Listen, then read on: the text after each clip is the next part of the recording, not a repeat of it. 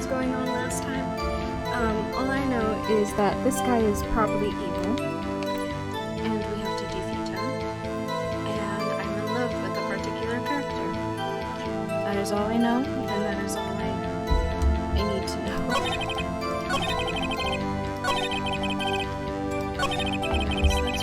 Let's read what this guy is saying.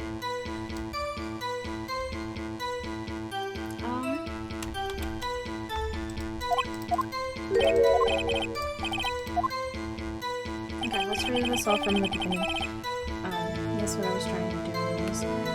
For all I know, you could have planted them in my office. Anyway, you can't prove when these pieces of evidence were discovered. If they were found after Dark was convicted, then they're worthless. There's no reason I'd participate in forgery. Rearranging the crime scene wouldn't help me out in any way. Gaunt isn't the one who murdered Prosecutor Marshall 2 years ago, yet I know he played a part in the forgery. Sorry, I didn't mean to hate you. That can only mean someone asked him to be an accomplice. Damien Gaunt, someone's accomplice. That sounds unlikely. Do I have anything that can prove that he's evil?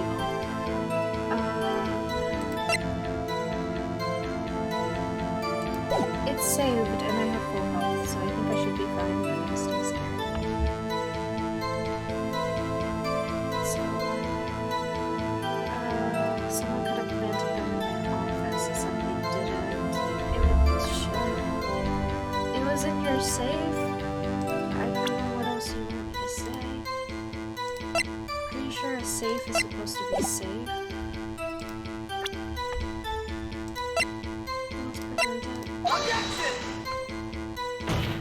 I feel like that's wrong. Yeah, no, that's wrong. Okay, you just said it was wrong. Do you have to do that?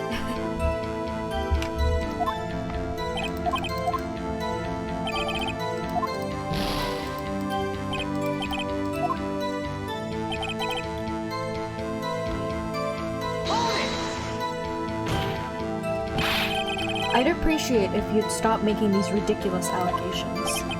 Yes, you do have a point.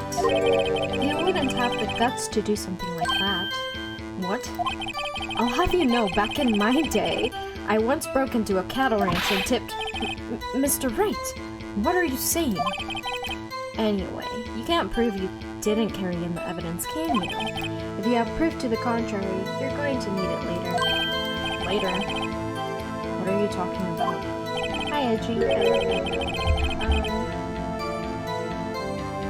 What else? I'm talking about when Rido's prints were found. Yes, if they're found inside my safe, that would prove his investigation was illegal. Okay, bad. I've never faced anyone as slimy as this guy. Anyways, you can't prove when those pieces of evidence were discovered. Okay, that's true. What do you mean by that? This is all purely hypothetical, of course. But suppose I did place those items in my safe. Such an act wouldn't necessarily constitute forgery.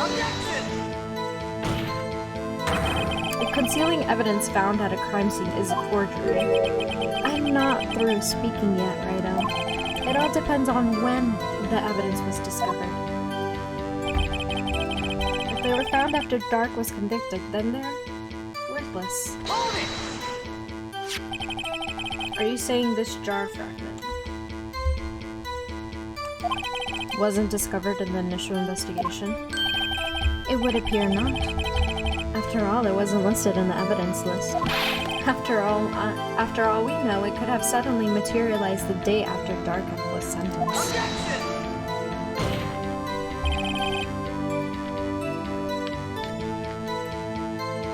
Oh, and wouldn't that be convenient? Right. The chief is talking about a possibility, so long as you can't rule that out. Your remarks, however clever they may be, will only succeed in wasting time. tell me something I don't know. Come on, Rido. Think about it. There's no reason I participate in forgery.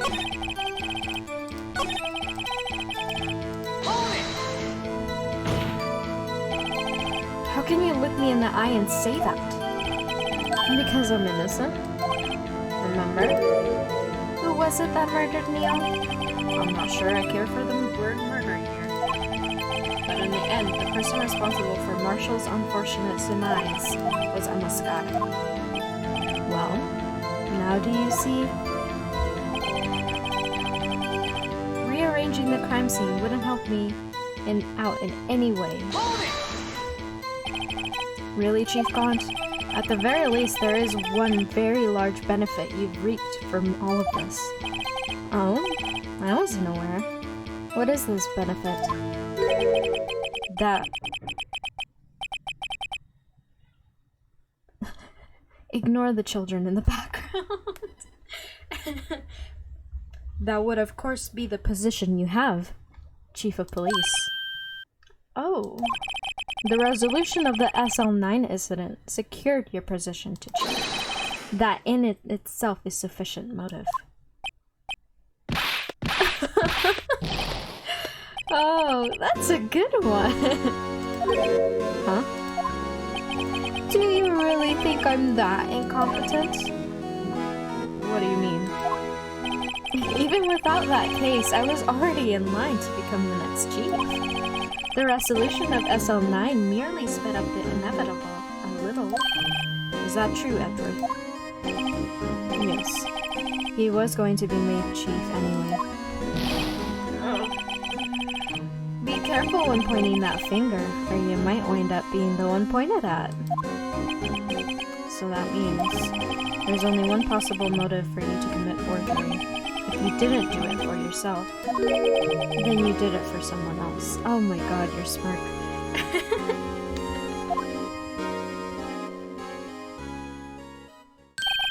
Don't be silly, Worthy. You know me better than that. There was only 3 people I look out for. Me, myself, and I. There. It's out in the open now. Udki, would you mind if I changed my testimony a little? By all means, please do. I wouldn't be anyone's accomplice if there was nothing in it for me.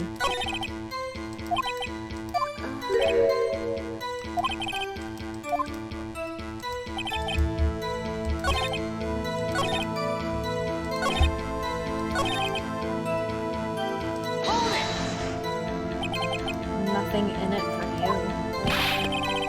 Sorry, but the only person I care about is yours truly. That girl, Lana's little sister, was it? If you think I felt sorry for her, you'd better think again. You're right. You don't feel sorry for anyone. Be tough on crime and tough on people. That's how I was raised. You seem to be lax enough on yourself, though. Oh, that's a good one, Worthy. Could there be something in it for him? Given his selfishness, would he have helped someone out? Let us say, because I'm scared.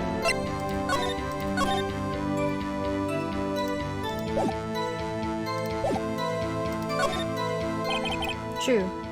You might not help. What the fuck? I can't talk. True. You might not help out anyone for their sake. But if it would benefit you, you might decide to assist someone. Mr. Wright? It appears you're positively determined to betray the chief. As a nice man who likes to lend people a hand. That's not at all what I'm trying to do. That's not what I mean! Very well then. Who is this person you believe Chief Gaunt may have helped forge evidence? For Lana, Sky? I feel like if it's for Lana. Maybe. Chief Prosecutor Lana Sky, the defendant. I believe it's quite obvious in light of the circumstances. Emma Sky fell victim to an unfortunate series of events. Who would want to help her more than her own sister, Lana? And as for Chief Gaunt, he would also have a reason to help Lana if she asked him to. They were co-workers. That reason, of course, is self-profit. Never mind. Self-profit? What do you mean?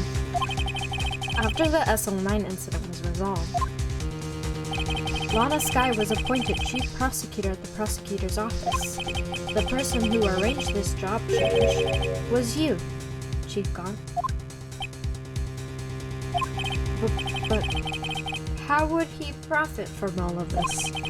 He would be able to use the chief prosecutor as his puppet.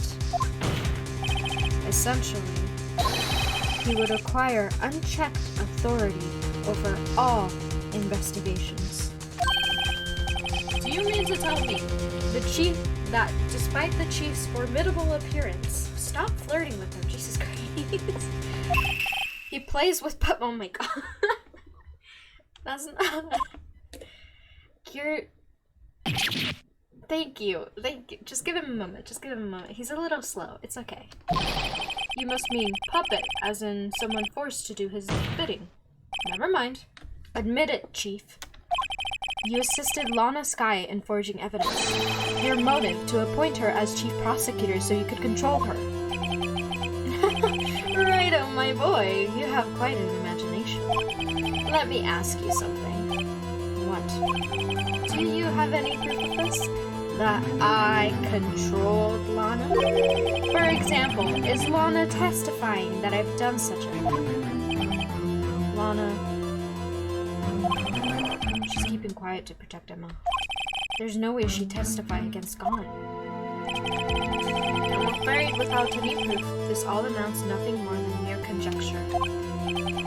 Unless... That is also what happened in the incident. This incident? Which one would that be? Of course I'm talking about the murder of Detective Bruce Goodman. The chief prosecutor has been acting strange throughout this entire trial. Almost as if someone has been controlling her.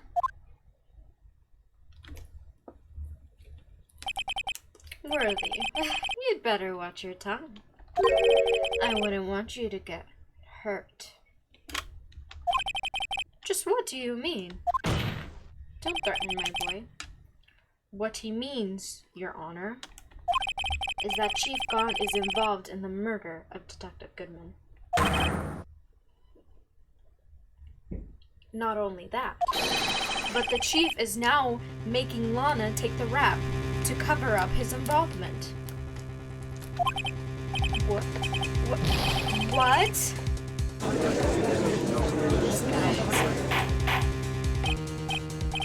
Even Chief Gaunt is wearing orange to prove that he's a criminal. I don't know what else more proof you need. Mr. Wright, you can't be serious. Huh? This is an affront of the highest ranking officer in our law enforcement agency. To accuse the chief of police of blackmail and murder. That's impossible.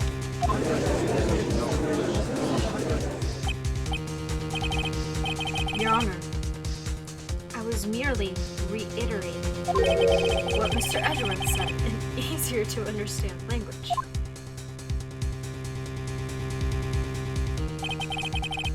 It's too late, Mr. Wright. Huh?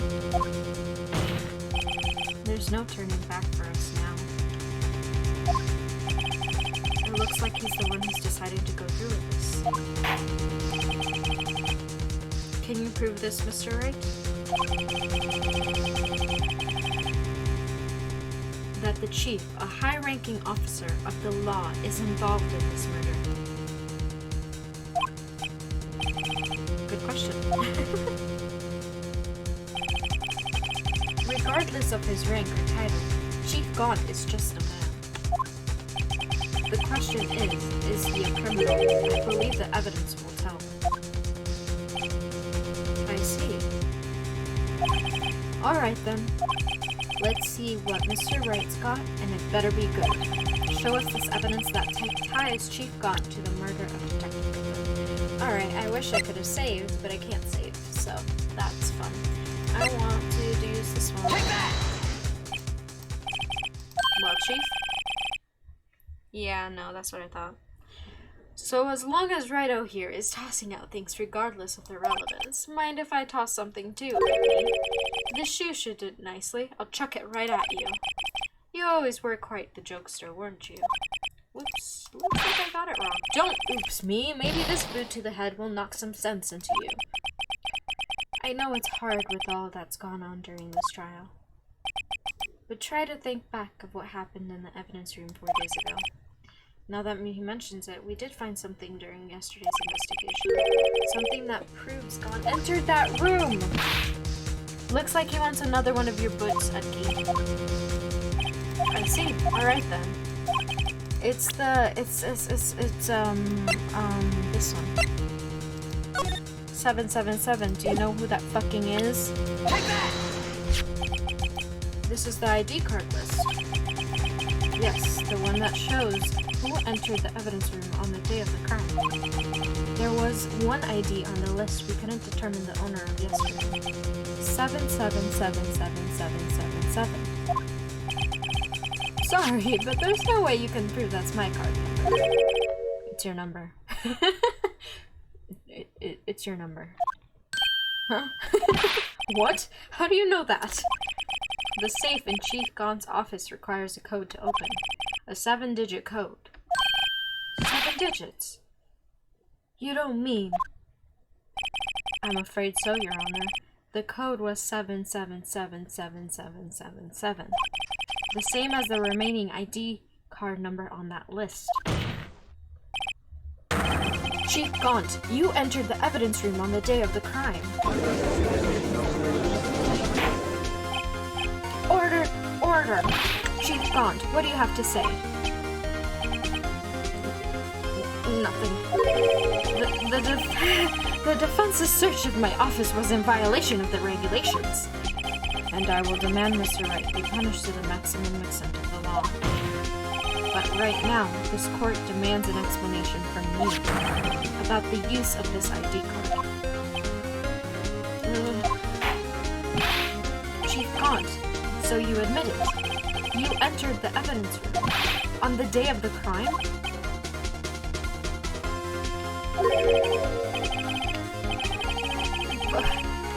What about it? I'm the chief of police. It's the evidence room. Whether it's the evidence room or the bathroom, what's the difference? I can go wherever I want. Tell me, when you entered the room, were you alone? I always go to the bathroom alone, as do I with the evidence room. Detective Goodman wouldn't have happened to be with you that day, would he? Of course not. Why would he be? I hadn't seen him in days. Objection! You hadn't seen him in days? She's gone. I'm afraid you've just undone yourself. On that day, you had to have met with Detective Goodman. What do you mean? This trial's purpose is to determine Lana Sky's guilt. Objection! No, it isn't, Your Honor. This trial's purpose is to determine the truth. Chief Gaunt met the victim on the day of the crime. Then we need to determine one thing.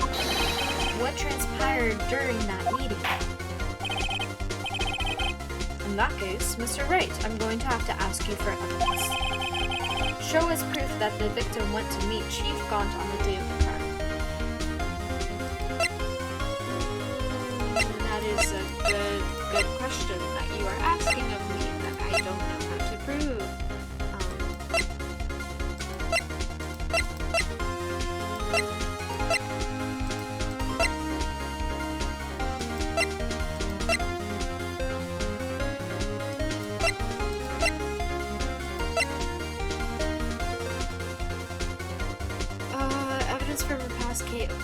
brought back to his office by God's request.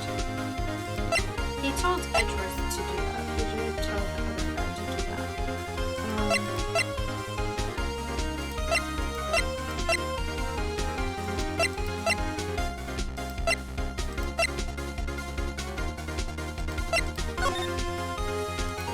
Whoops. I want to do this. Take that! I think it's fine. Okay, let me save. Let's save. I need to do that. Detective Goodman had to go see.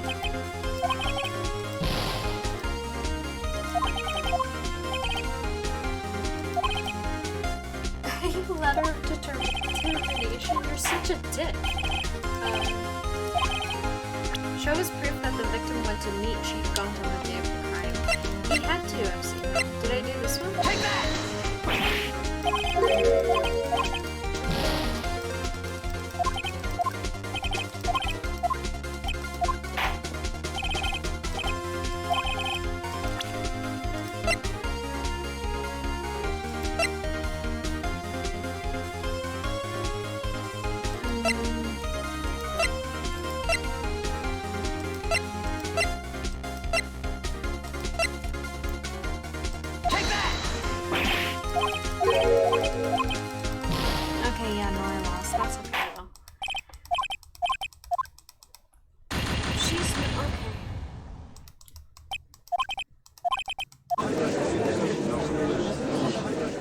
You too, Judge.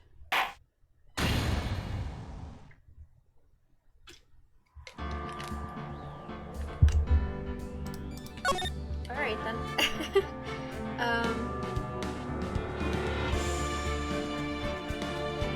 I did save it, right?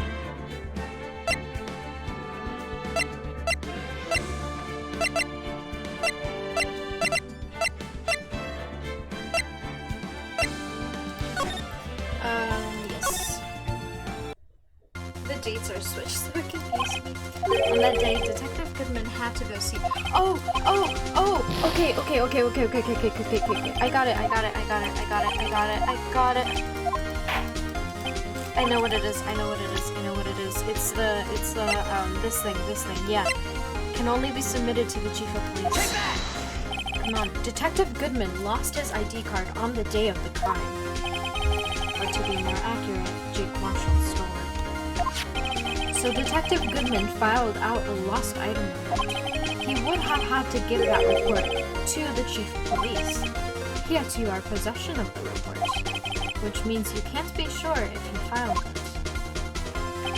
He filed it. How do I know, you ask? Because he needed to enter the evidence room that day. He needed to?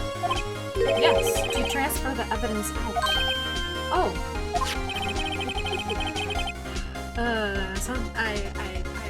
Not to say that I hate the judge, but sometimes, the judge really tests my limits. Really pushes my buttons. Detective Goodman took the form to you, Chief. Then, you accompanied the detective to the evidence room. I accompanied him? There's no other way the murderer and the Detective Goodman could have entered the room. Hold on, let me guess what you're going to say next. I, the Chief of Police, murdered poor Goodman. Exactly. But wait, the Chief didn't necessarily need to accompany him to the evidence room. He could have just lent him his ID card. Yes, now that you mention it, I believe I might have done something of the sort. I'm sorry, but that's not possible. Huh? According to the record, your card was only used once. Yet you showed us your ID card earlier. If you had really lent it to Detective Goodman, as you claim, it would have been found on his body. Holy shit! That was beautiful, not gonna lie. Chief Gaunt! You did it! The murder was most likely a spur-of-the-moment crime, for no one in their right mind would choose the police department as a place to commit murder. After all, after the murder, you contacted Lana at the prosecutor's office. Why? To dispose of Detective Goodman's body, of course. Objection! You're forgetting, Mr. Wright, that the victim's body was discovered in the prosecutor's office parking lot. How did he manage to move it there? I was at the police department the entire day, you know. And everyone's aware that Lana stayed at the prosecutor's office after the ceremony. Everyone except me, it seems. Still, you're the chief of police. You have an entire police force at your disposal. Oh, so you think I just ordered an officer to do it? Hey you, take this here dead body over to the prosecutor's office. I don't think so. Chief Gaunt, you left all the evidence we need to prove how you moved the body to the prosecutor's office. And all this time, I thought it was a useless coup just taking up space. How could the chief have moved the body? Mr. Wright, show us this evidence. To move the victim's body, Chief Gaunt used this. What the fuck? Okay, I guess it has to be something that I haven't used yet.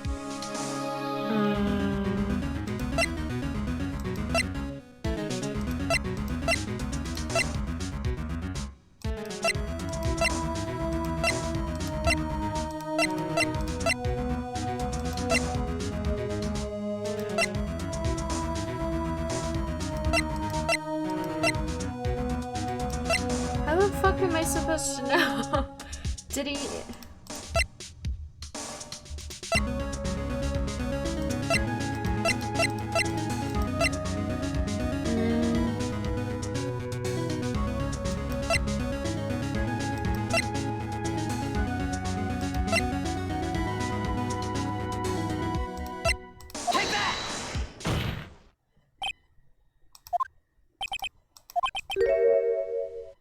Maybe I'll use this later to move your dead body, Mr. Wright.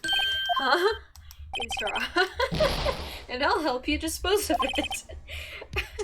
Chief Gaunt stayed at the PD and Lana stayed at the prosecutor's office. That leaves us only on one possible way to move the body. The only problem is, how did he get him to do it? How did he get him to do it? Maybe the piece of evidence really did have something to do with this case.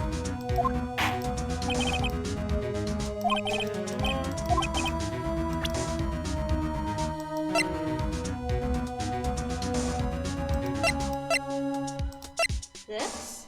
Take that! No, that's wrong as well. Okay.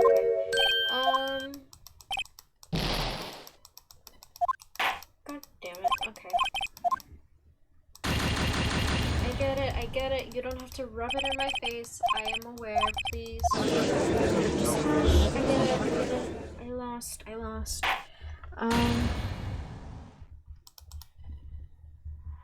God damn it. Nope, wrong one.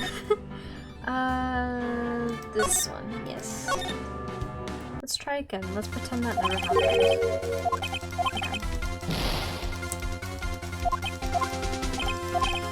Okay, hush. He went to see Chief Gaunt because he needed to turn in his lost item. Take that!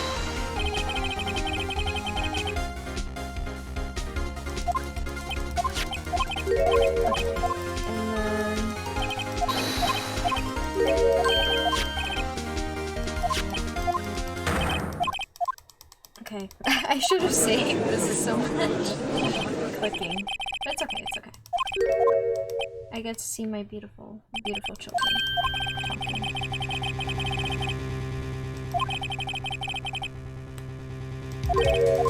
Objection! No, you didn't lend him this card, and it just tells you why, because he's so beautiful. Do you see him? Oh, he's so gorgeous. That is my favorite picture.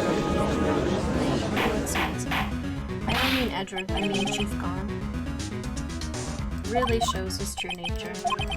Very spiky, very chilly. Let's save here actually. Save right here, yes. No, I did not mean to do that, sorry. Objection!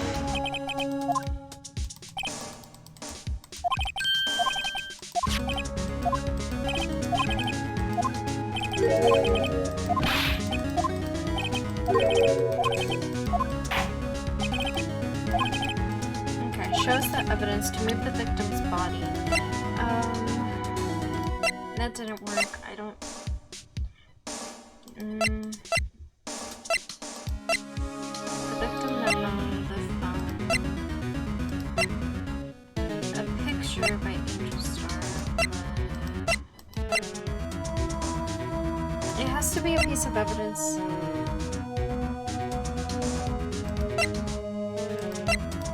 Could he have used the gloves? I don't know why he would have used the gloves though.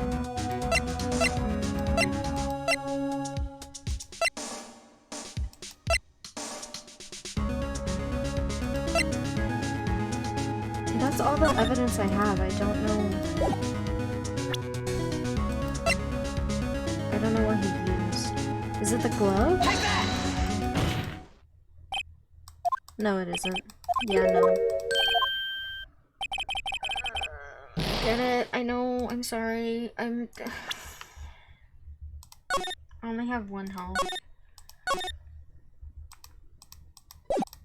No, that's not what I meant to do. How did he get him to do it? Get who to do it? Could you just tell me? Maybe that piece of evidence really did have something to do with this case.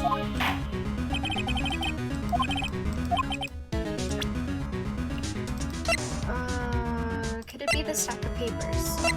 Is Joe Dark secretly still alive? Yeah, no. Okay.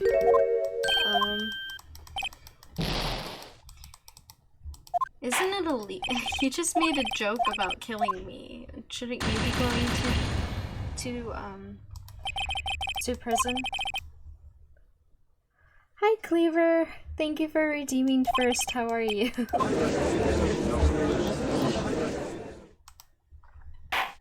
I feel like if you made a joke about killing someone in front of a court, wouldn't you be going to jail for that? You could be like, ha, it's a joke. But wouldn't you still be restrained in some way? I feel like you need to be. I guess not. What did he use? Did he use Edgeworth?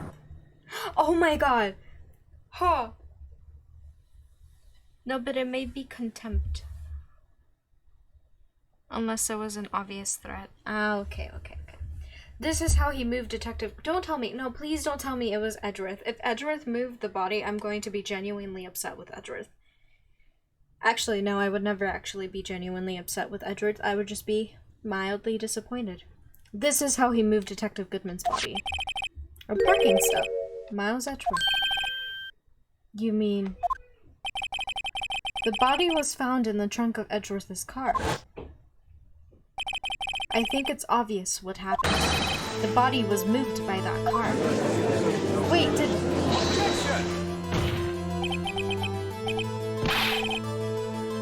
Baby, no, you unknowingly carried the body. Oh my god, I'm so sorry, sweetie. You mean I carried the victim's body? Precisely so. But wait, even you know, I didn't plan on returning to my office after the ceremony finished that day. But you did return. Tell me why.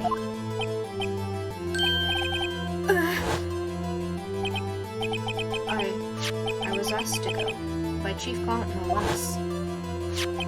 He told me he wanted me to keep it in here in the prosecutor's office. In any case, on the day of the stabbing, I brought this back here. I am so sorry. That is so... oh my god. So you see, how would you feel if you had to... if you were driving and you found a dead body in your car? Like, you unknowingly had this dead body. That is absolutely terrifying. I can't imagine. I'm gonna start looking in the trunk of my car now to be like, is there a dead body here? What you were really taking to the prosecutor's office wasn't the screwdriver, but the victim's body in your trunk.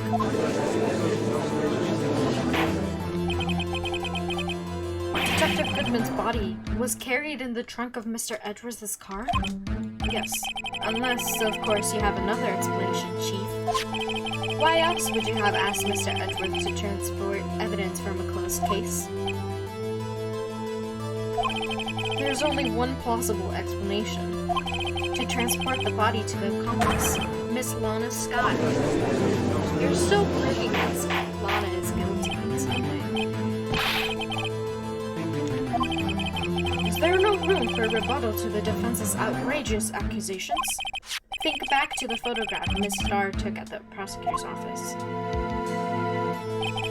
This is not a photo of the body being stuffed in the trunk to be taken away. It was exactly the opposite. It is a photo of the body being taken from the trunk. Chief Gaunt, please, say something. I believe your time's up. My time's up? Sorry, Raito, but I'm having lunch with the district attorney general after this. We have to get going if we're going to make it in time for the early vote special. But the cross-examination isn't finished yet. Remember what I told you earlier? The police chief has all kinds of weapons at his disposal. Weapons? Like the right to refuse to testify. I'm invoking that right now. What? That is not right to be casually invoked. There are certain risks to be considered. Objection! So you're going to just run away after all of this?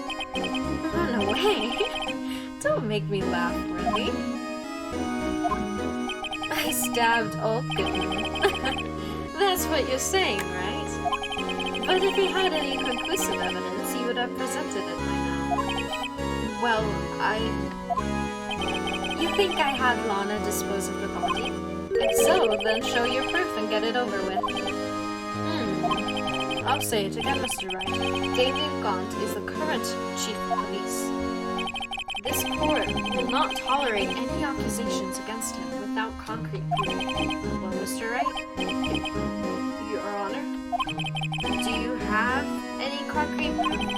Proof that Chief Gaunt murdered Detective Goodman and made Miss Sky dispose of his body? Do I have any concrete proof? I'm saving. We are saving.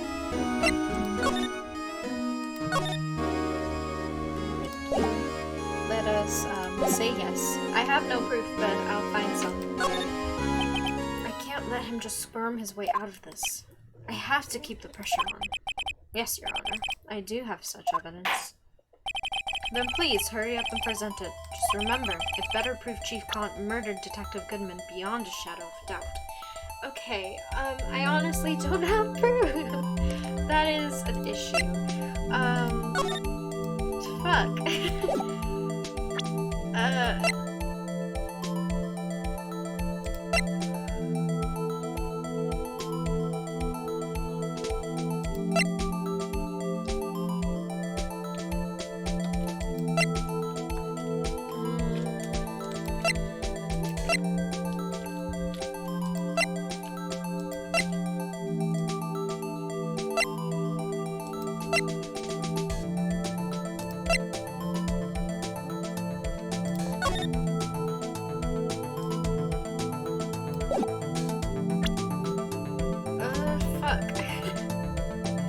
I honestly don't know. Do you guys have any ideas? If you have any ideas, that would be great. We can use our one brain cells together, and if we use our one brain cells together, we have 1,000,000 brain cells, and we have an idea. Just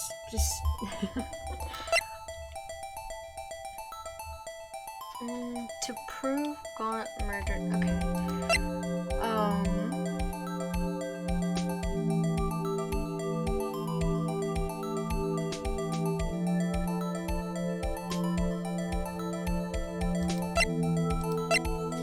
What proves that without beyond a shadow of a doubt that Chief Gaunt murdered Detective Goodman? I have about half a mind to just start presenting all of it, but I know that would take a minute. Proof without a shadow of a doubt. Beyond a shadow of a doubt.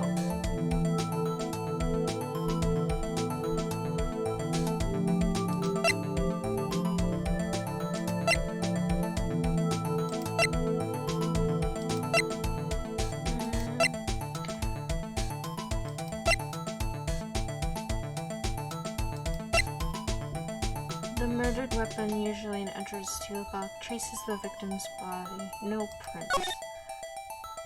Does he wear gloves usually? I think he wears gloves. Doesn't he?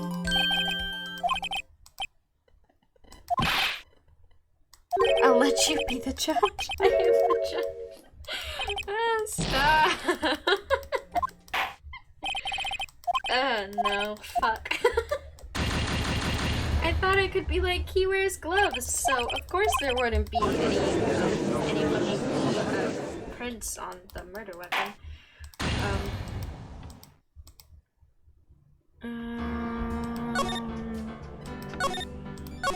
The ghost at my window is knocking.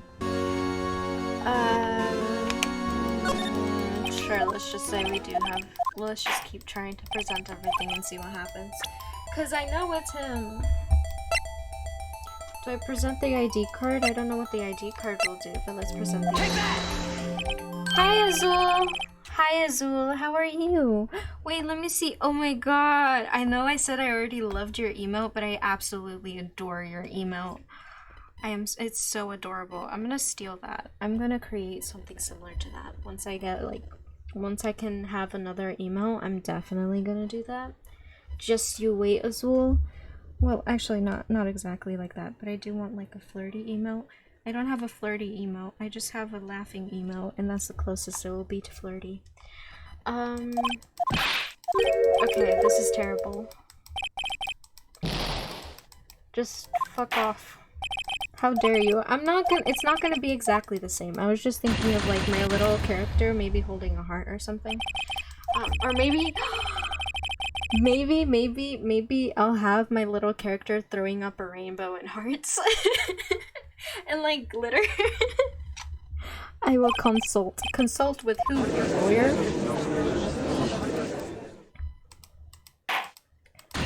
Okay, so that didn't work. All I know is you're an asshole.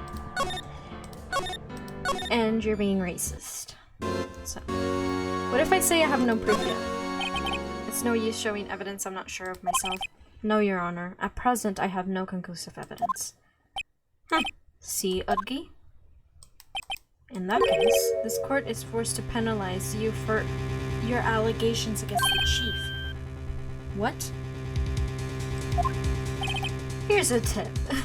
Never gamble what you can't afford to lose, right up. It seems that Lady Luck has on my side again today. Okay, Edgy, I'll leave the rest to you. Is this bad? Is this supposed to happen? Is this bad? I warned you earlier, Mr. Ray. This is an affront of a senior officer in our nation's law enforcement agency. Objection! Oh my god, thank you! Oh. Edgeworth, I absolutely love you. Fuck. Lady Luck, huh? Maybe we should have a word with her. Mr. Edgeworth? What do you mean?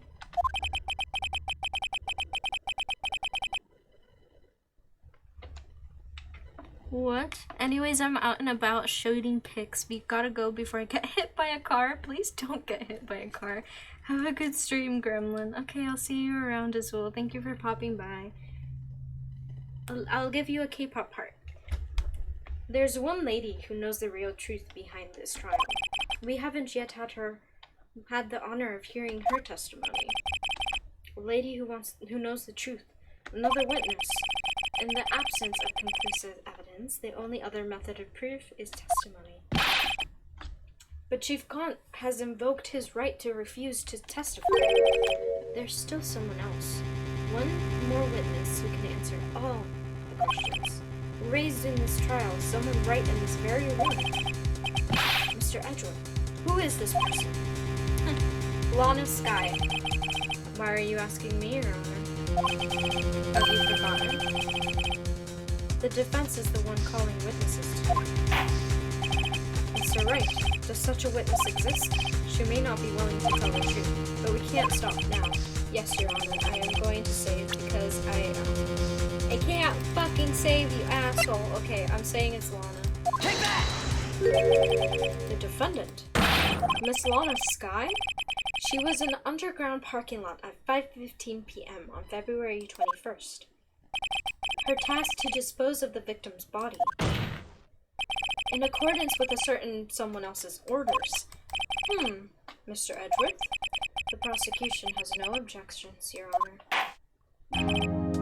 Very well. The court will now take its final recess for the day. In 15 minutes, we will reconvene to hear the defendant's testimony. This court is now in Hold on. Huh? Chief Gaunt, I thought you were going to leave. Listen good, Lana. I forgot what voice he is. He's talking to Lana. I don't think you need me to tell you this, but if you accept Mr. Wright's claims, there will be terrible consequences. That's right. Your sister will be found guilty for Neil Marshall's murder. This isn't good. Of course, you'd never support such outrageous claims anyway. Right? Just something to think about. Alright then. I've got a lunch date to meet. Isn't that illegal? He's clearly showing, like, he threatened her in front of everyone. Okay, if there aren't any further objections, this court is now in recess. February 25th, 2:04 p.m. District Court Defendant Lobby Number 2. Looks like we managed to stay in the game. Yeah. Thanks to your help, Ezra. I love him. That chief. He's something else, eh, pals? Detective Gumshoe. I'm not a detective anymore. Oh, yeah. Sorry about that. Don't worry about it. I've had decided where to work now. At your office. My office? Sure. Oh, sweetheart, you're so cute. I'll take the place of that top-knotted girl you used to work with. Could he mean Maya? Still, looks like we're all out of moves now. Chief Gaunt's done it again. How is it he always gets the upper hand? It's not fair. He has the right to refuse to testify. Settle down, right? Remember what the judge said. But Chief, that is not a right to be casually invoked. There are certain risks to be considered. Risks? What did he mean by that? It's simple. If the chief refuses to testify, the opposite also holds true. You mean he forfeits his right to say anything too? Lana. Oh no. Hi, Emma.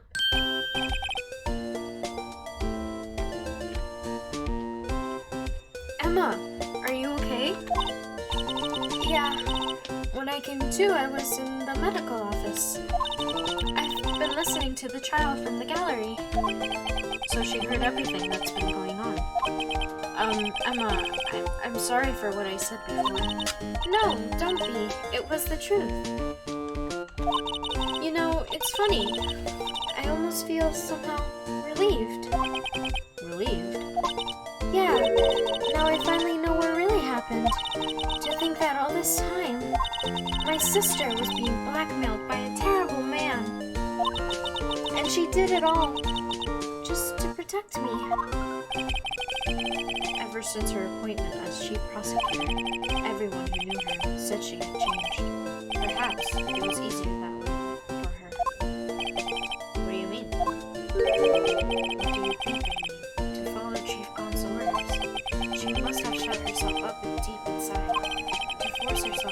anything and everything that Chief told her to do. That must be why she became so cold. It was all my fault. It's all because I murdered Mr. Marshall. You didn't do it on purpose. Hey, don't go blaming yourself now. If you want to blame anyone, blame society, pal. Chief God may be able to fool everyone else with his forgery, but he can't fool my memory. I remember now. I knocked Mr. Marshall into the armor. I see. Well, we'd better get back. It's time for the final act. Emma, why don't you wait here? No! I'm going in with you. Huh? I want to be there when Lala tells the truth. Let's go, right? It's time to end this. Hell yeah! To be continued. You think I'm ending the stream here? Do not worry, I am not. But holy fuck. Let's continue.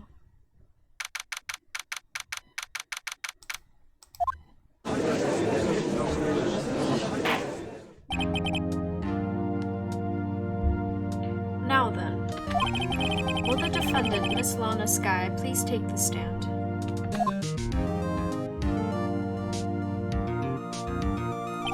Miss Lana Skye, you are the chief prosecutor.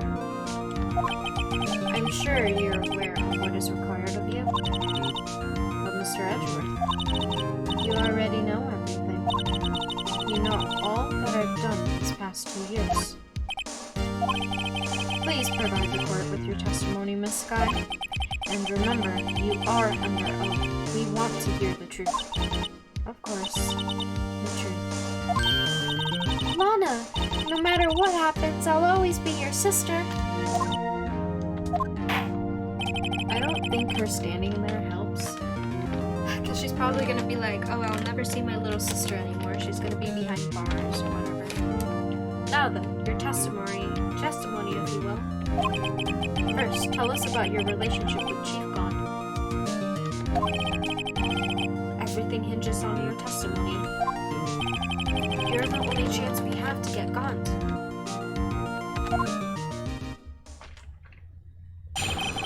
Gaunt and the fabrication. Wait, is she actually gonna be honest? I worked alongside Gaunt. I worked alongside Gaunt for years. There's no truth to this blackmail theory. I fabricated the evidence 2 years ago all by myself. When I found Prosecutor Marshall's body, I rearranged the crime scene.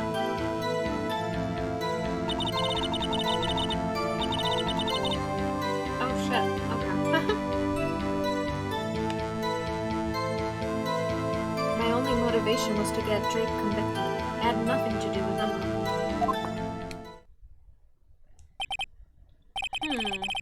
Are you sure about this testimony? No. Your Honor, I'm confessing to a capital offense. Of course I'm sure. But Lana! If this is true, then that means Chief Gaunt had nothing to do with this.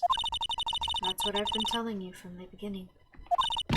Please, Mr. Wright, you've got to help her. She's sacrificing herself because of me. But what if she's telling the truth? She's not. I know my own sister. Whenever she speaks stiffly like that, she's hiding something inside. Deep down, she's really screaming in agony. Yeah, this is no time to start second-guessing myself. The defense may begin its cross-examination. Alright, let's poke everything until we make a hole. Alright. How many years exactly? Ever since I made senior detective. Let's see, I was 24 then, so that would be 5 years.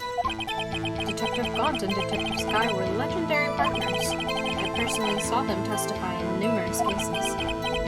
She must have been good, coming from the same school as Mia. Damien Gaunt was a respectable why. There's no truth to this blackmail theory. But think about it, Miss Sky. You didn't murder Detective Goodman. You told me as much yesterday in jail. You still don't get it, do you, Mr. Wright? Any testimony you cannot present in court is as useless as idle gossip. I stabbed Detective Goodman with a knife. And I fabricated the evidence 2 years ago, all by myself. Did you do so to help your sister? Joe Dark was a serial killer. My sister almost became his last victim that day. I didn't want that incident to ruin her life. But what she did wasn't justifiable self-defense. She wouldn't have been charged with anything. That's not the point. She was traumatized that day, all because of that creep. That's why I couldn't forgive him. Lana. So that's why you fabricated the evidence 2 years ago? When I found Prosecutor Marshall's body, I rearranged the case. You say you did that all by yourself? Yes. Would you mind telling us what you found when you arrived at the crime scene? It seems I was the first person to discover the scene. The broken prosecutor award knife was stuck in the victim's body. What?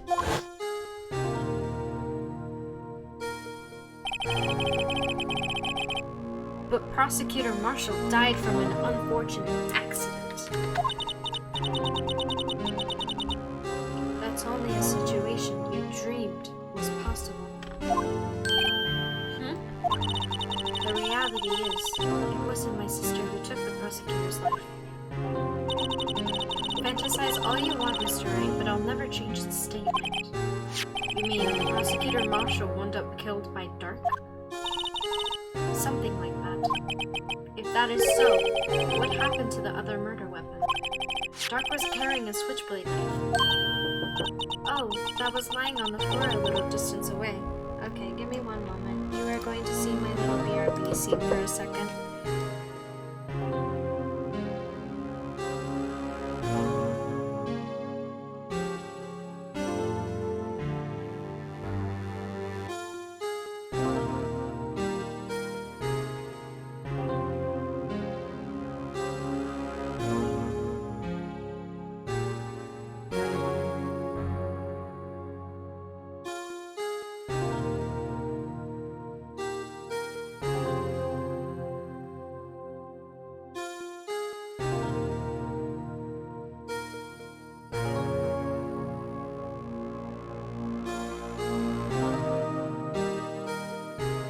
If you hear the children screaming, no you don't.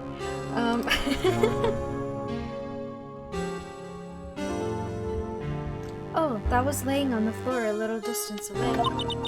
It was probably knocked away in the struggle. That's not how it went down. She's trying to cover up her lies with more lies. Oh, just to protect me. So, when you found this scene like this, what did you do?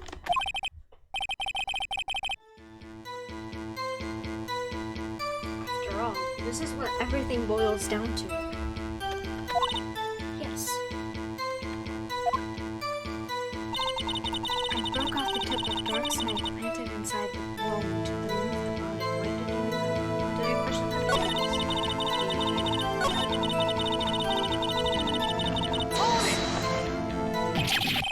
You planted the tip of Dark's and then you moved the body? But why? Why would you do that? You didn't even let me finish reading. First of all, I don't believe that. You may be strong. I don't want to, like,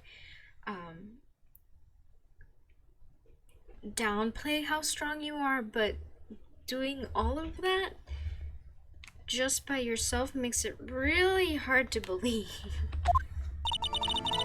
You of all people should know that you've always had a good head on your shoulders.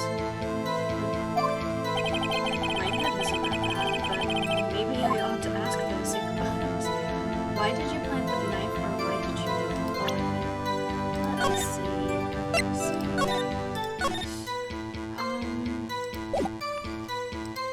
Which one is more important? Why did you put the knife or why did you remove the body? Both of them seem very good questions, so I'm just gonna go with the first one.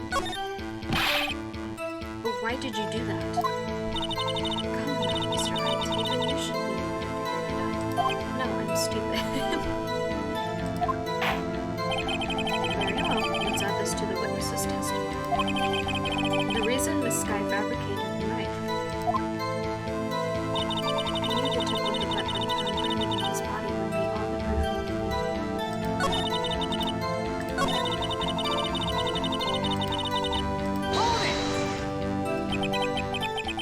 According to your testimony, Prosecutor Marshall's broken knife was the murder weapon, right? Yes, and leaving it at that might point the blame away from Dark. I felt the most effective way to get him convicted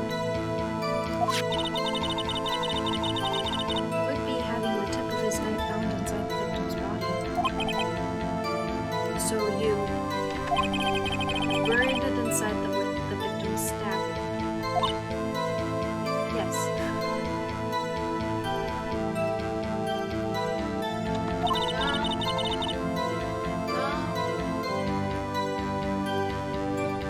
Sorry about that. Because I hated Dark for what he did.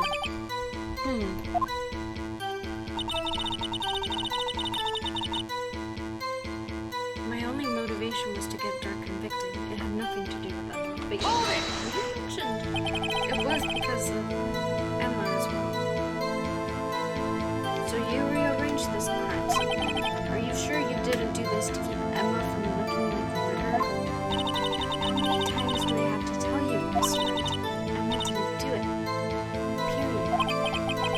Are you so desperate to hide the fact? You're willing to risk the death sentence? She's lying! She did it so it wouldn't be blamed for what happened! In any case, as a prosecutor, what I've done is unpardonable. There's nothing I can do to make up for my actions. Mr. Wright, my sister is lying! Looks like she's determined to protect you to the end. She insists she fabricated the evidence by herself. Hi Rando, welcome to the stream. I'm sorry.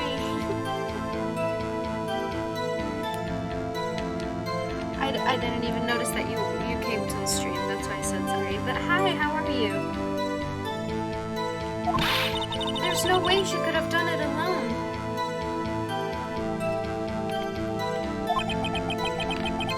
And hi, Tommy!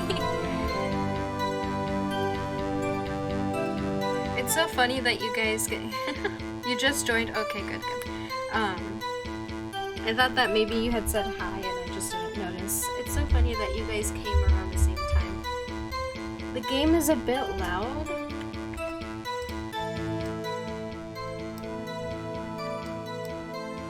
Is that better? Cleaver, why didn't you tell me the game was too loud?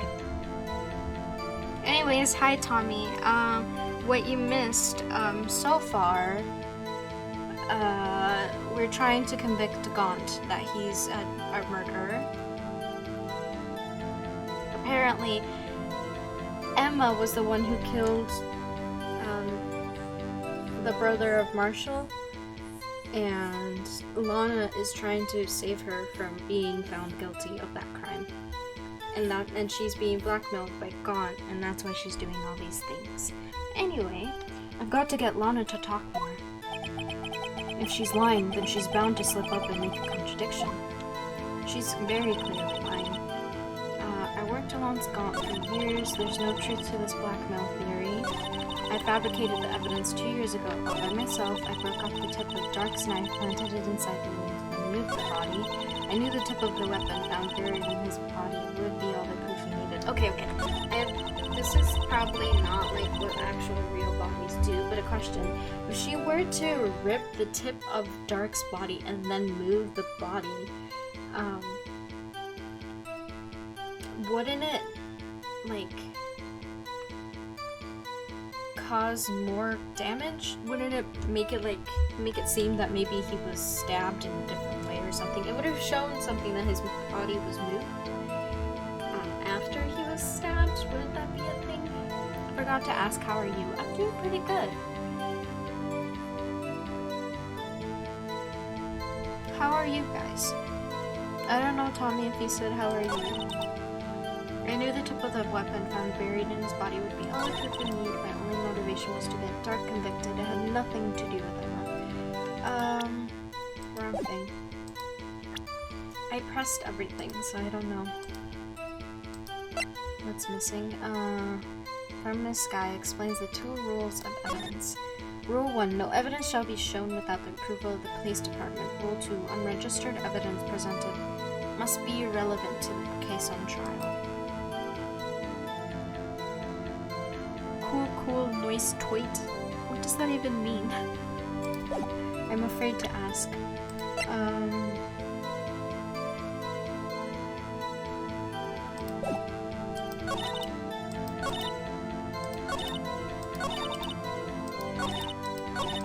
There's no truth. Well, what about that clock thing? I don't know if I presented this yet. Your Honor, what do you think of the witness statement? No! You dingus! You're supposed to be like, how is there no blackmail if you care about your sister? And there was, I don't know what I overrode, but it's fine. There's no truth to this blackmail. I worked alongside Gaunt for years.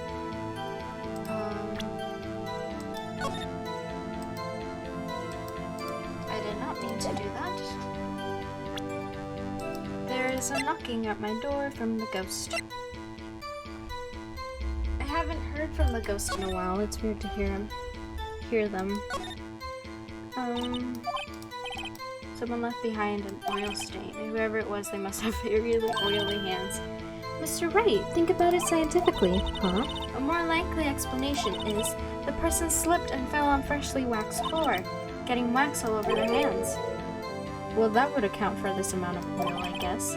I don't see what's so scientific about it. It happens, you know. I always slip on floors at school after they're waxed.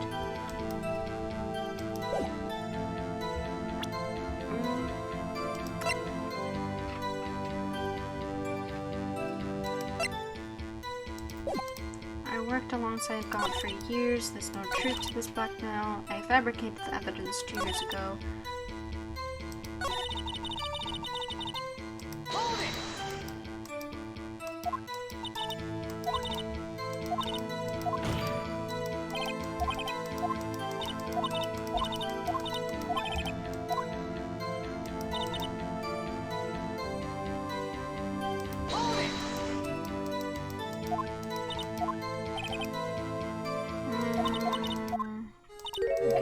Stuff. I think it will let me ask why she moved the body and why. Oh, hydrate. Thank you.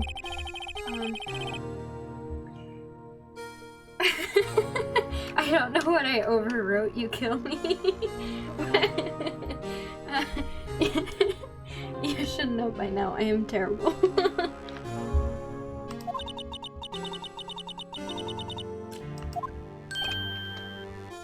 Drink the water. And if you guys have not consumed the H2O today, you better consume the H2O or else I will throw a fit.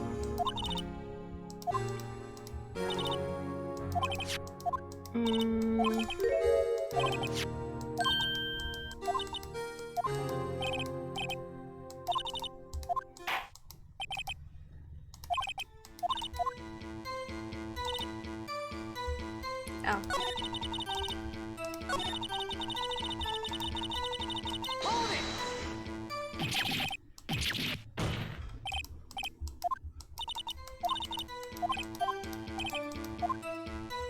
Why did you move the body? When you showed up at the scene, where exactly was the victim's body? It was where you deduced it was, by the Chief Gaunt's desk. But the body was found by your desk. Why did you move it there? The reason for that is simple. Let's have the witness explain this in more detail. The reason Miss Sky moved the body. The pieces of the jar that shattered during the events threatened my plan. That is very ominous. What jar? Oh. Pieces of jar, you mean? Yes, that wretched jar you showed us earlier. In order to show the dark In order to show that Dark committed the crime, I felt it would be more expedient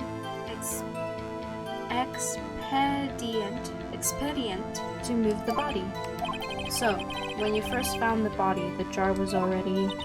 Of course it had been shattered to pieces. If you looked at the crime scene, it would have been clear right away what happened. Neil Marshall was dead and Dark was lying unconscious.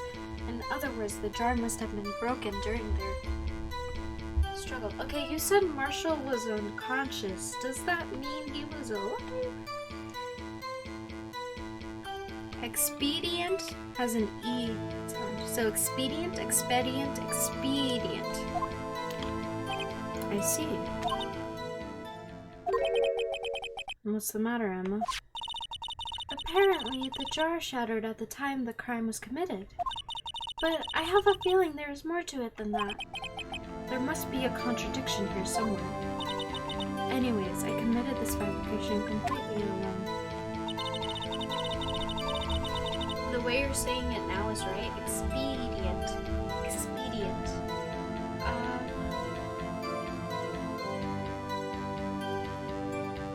I feel like that's not true. So let me save really quick. Options, save. Whoops. I don't know what I did. Anyways, let's save. Let's save before I give Tommy a heart attack. Anyways,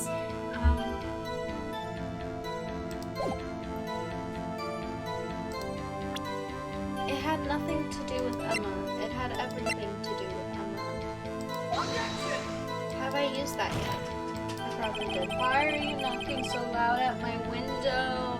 I understand you exist. Anyway, sorry. I don't know if you can hear the tapping at my window. My heart isn't good health. Good to know.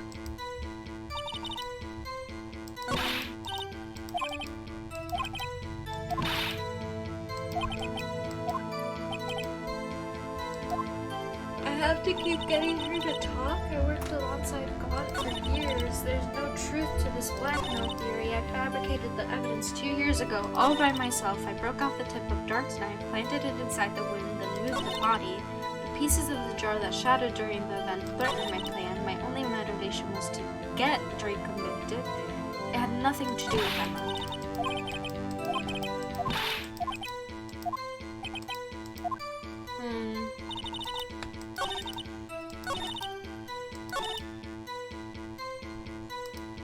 Do I have anything? That's from the other.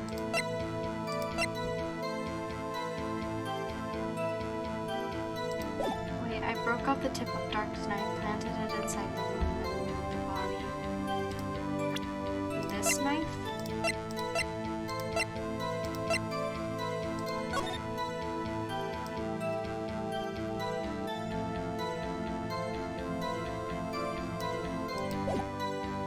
If I present it, will you say something new?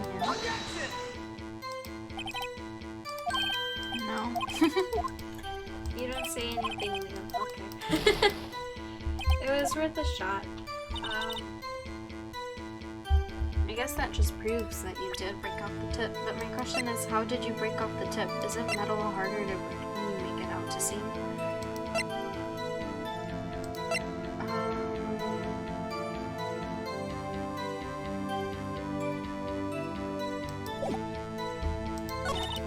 Fabricated the evidence 2 years ago by myself. There's no truth. I worked alongside for years. If you guys have any hints or any ideas, I would be very happy to hear about them because honestly, I have nothing right now. There's no truth to this blackmail theory. I fabricated the evidence 2 years ago all by myself. All by myself.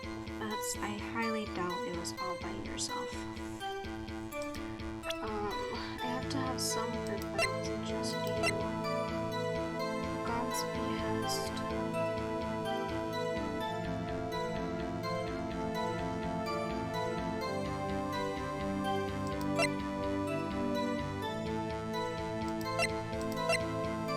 You got nothing either, Tommy? That's alright. That is completely valid, and I understand.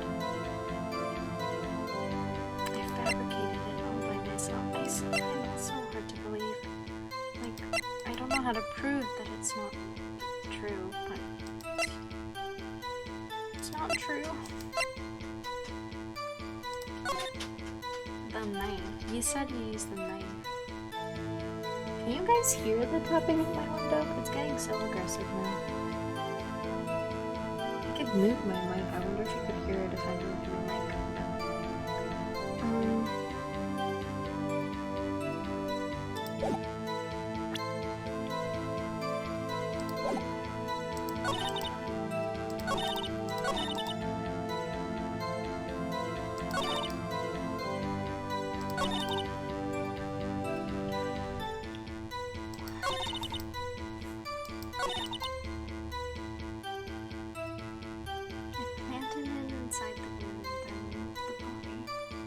How did you move the body all by yourself? How did you do that?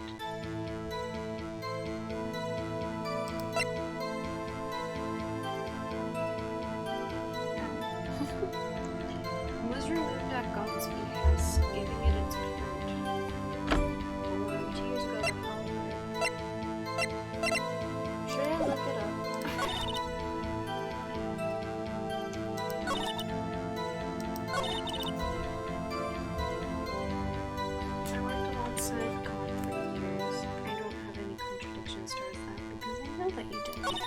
There's no truth to this black milk theory. There is a lot of truth to this black milk theory. But I don't know how to prove that. Is he like glaring at you? No, he's smiling. He wears gloves.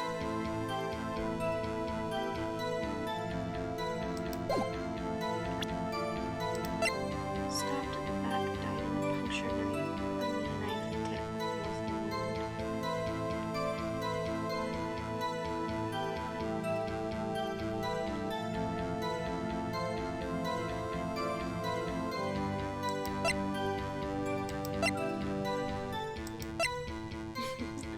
Kids talking outside, it's so adorable. They reach that age where they don't exactly know how to talk, so they know they're little, I don't know, bumble, babble. Their banter is so adorable. It's just like random gibberish, and it's the cutest thing ever. Anyways, it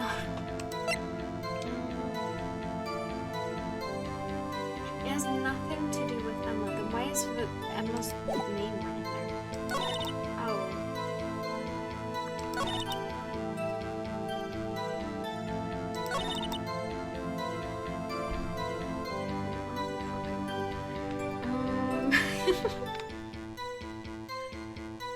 This is why I wouldn't be a good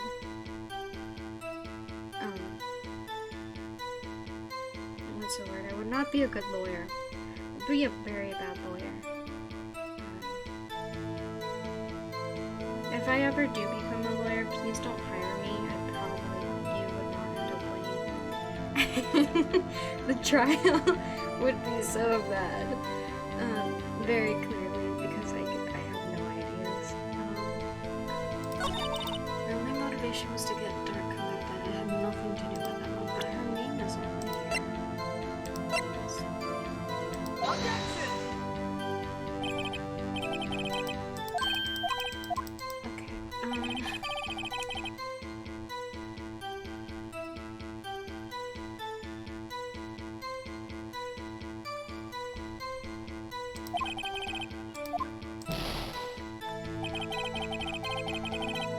Just pretend you don't hear the children.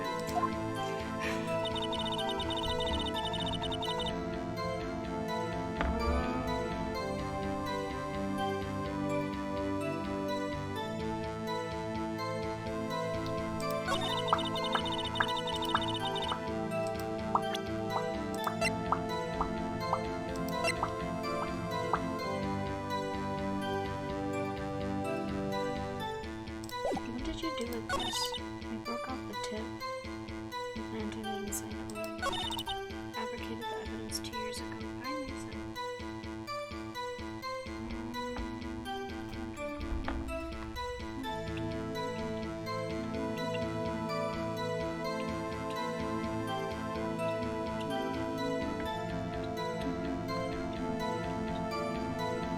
I'm looking it up, by the way. Forgive me, but I honestly don't know. I'll just see what, like...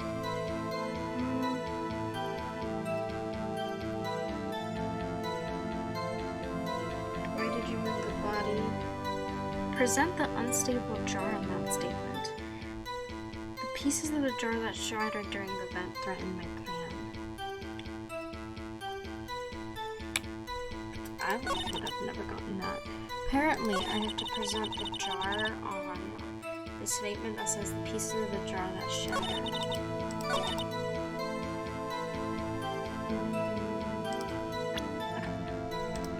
Let's do that.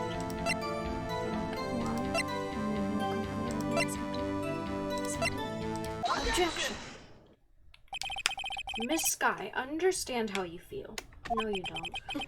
You committed that crime 2 years ago to protect your sister. You mean the forgery at the scene where Neil Marshall was murdered? If that truth were to be exposed now, the past 2 years of your life will have been in vain. Even so, I am compelled to bring to everyone's attention a significant contradiction within your testimony. A contradiction? In my testimony? You testified, and I quote, "The pieces of the jar that shattered during the event threatened my plan." That's right. Do you have a problem with that? It's a simple oversight, really. You see, a message was written on this jar with the victim's blood. Yes, and the prosecutor must have written it in his final moments. Exactly so. And this is where the contradiction lies. In order for the evidence to be able to write his message on... What? In order for the victim to be able to write his message on the jar, it must not yet have been broken before he died. Ah. He couldn't have written Emma's name on a shattered jar. That is very true. Order, order. Your Honor, it would appear more information is needed in regard to this message and its bloody message. What? I don't think I read that correctly, but that's okay. We may be missing something critical here. Something critical? Chief Prosecutor, it seems you're as in the dark as we are about the truth towards which we're headed. What? Just tell us exactly what you saw. We'll piece together the information to arrive at the truth. Very well. The witness may now continue her testimony. Jar and message in blood. I immediately noticed the blood traces on the jar, but it was dark in the room and I didn't have time to check it out. To be safe, I wiped away the blood. The fragments were large, so I'm sure I got them all. All I could think about was wiping them clean before they were discovered. You mean you were the one who wiped away the message in blood? I wasn't chief prosecutor at the time. She didn't think Dark was the real murderer. That's why she tried to erase the real evidence. Very well. The defense may now begin its cross-examination. Okay, let us press everything you say.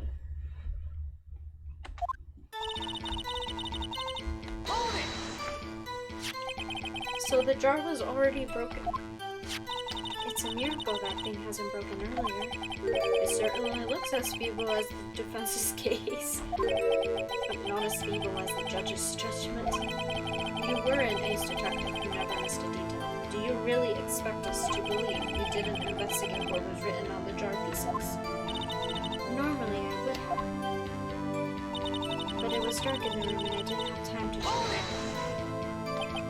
So you didn't know your sister's name was written on the jar? No. If I had known, I would have gathered all the pieces and ground them to the test.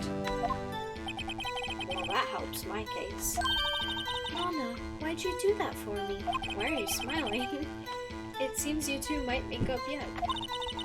Anyways, I barely had enough time to move the body as it was.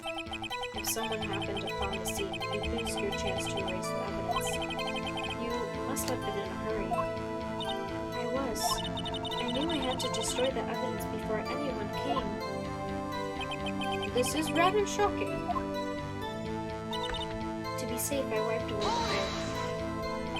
I'm afraid this action of yours reveals what really happened. What do you mean? If you really thought Dart killed Prosecutor Marshall, you wouldn't have wiped away the blood. What else could I have done in that situation? Lana, I only had a few moments. There wasn't enough time for me to do anything else but gather up the pieces. The fragments were large, so I'm sure I got them right. But how could you see with the power out? It should have been pitch black in that office. A detective is always prepared, Mr. Ray. Even now, I always carry a pocket light and a camera with me. Even I carry a bottle of emergency luminol wherever I go. I never missed anything. I got every last piece. All I could think about was wiping them clean before they were discovered. So you illegally rearranged the crime scene. Yes, I don't have any excuse for my actions. I'm so sorry, Lana. I didn't know. I've treated you so badly all this time. It's not too late. There's still plenty of time to wake up. After all, we've gotten to the bottom of this incident. No doubt this day will leave a permanent stain in the history of the prosecutor's office. More contradictions have surfaced in your testimony. Your sister's really putting up a fight. She must really care about you. Still, she's not doing this the right way. Huh? I think I've finally figured out the contradiction in her testimony. There's one final possibility that might turn everything around. I immediately noticed the blood traces in the jar. But it was dark in the room and I didn't have time to check it out. To be safe, I wiped away the blood. The fragments were large, so I'm sure I got all of it. All I could think about was wiping them clean before they were discovered.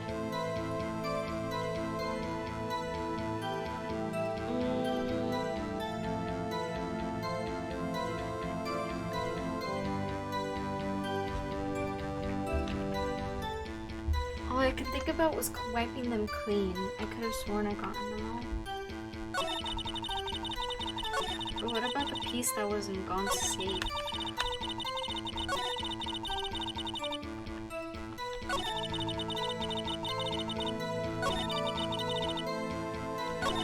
The fragments were large, so I'm sure I got them all, but you didn't. Now, did you? You did not.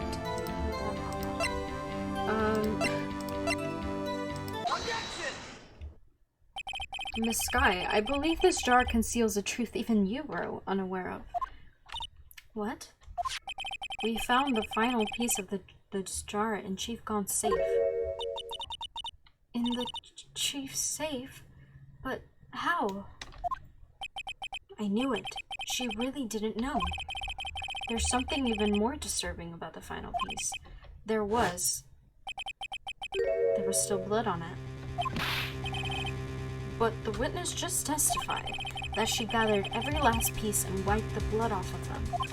Yes, which leaves us with only one explanation. On the night Prosecutor Marshall was murdered, you were not the first one to show up on the scene. Chief Gaunt got there before you.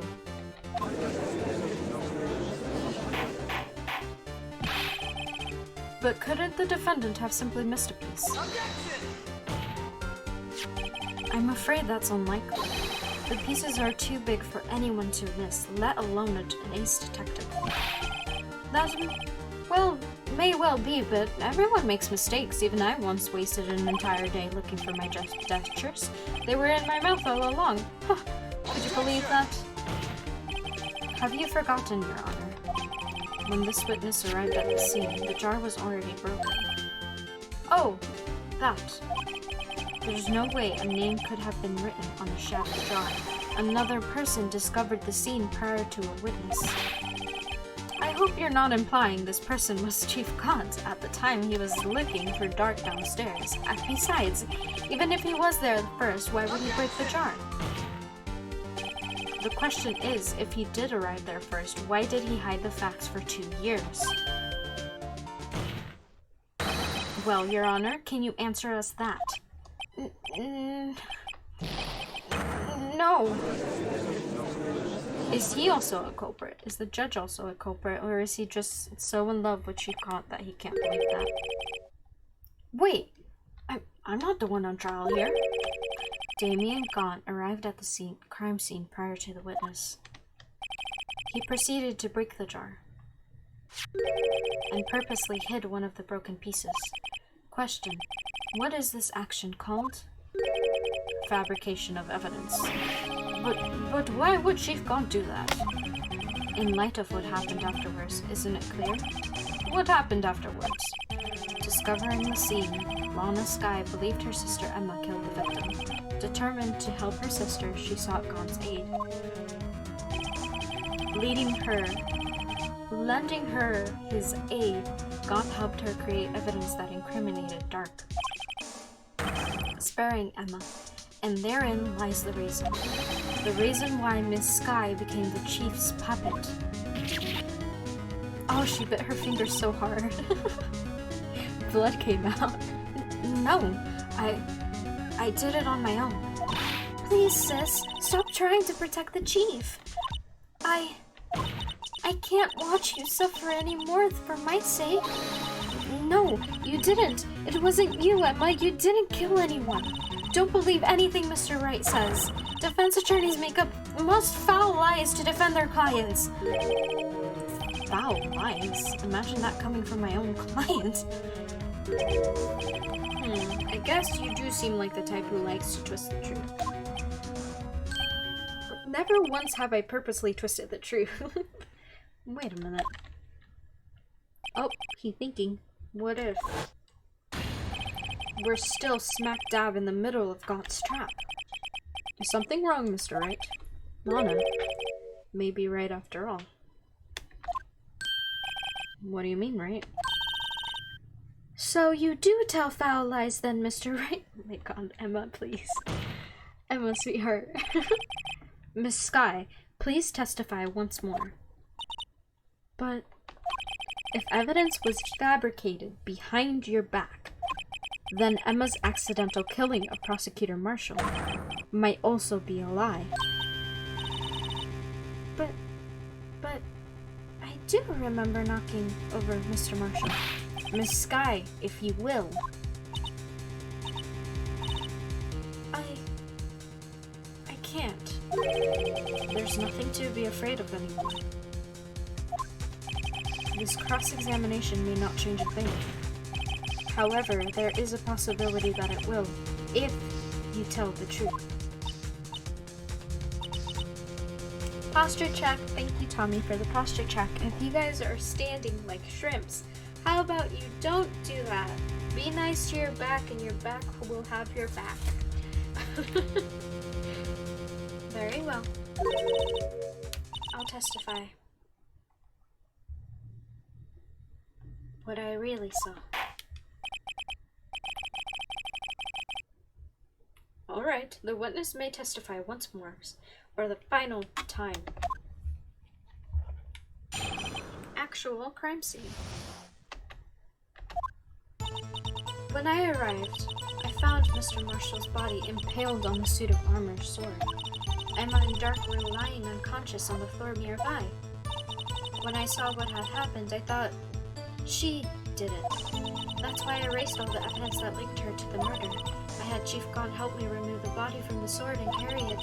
But if it all really had been fabricated, Emma might be innocent.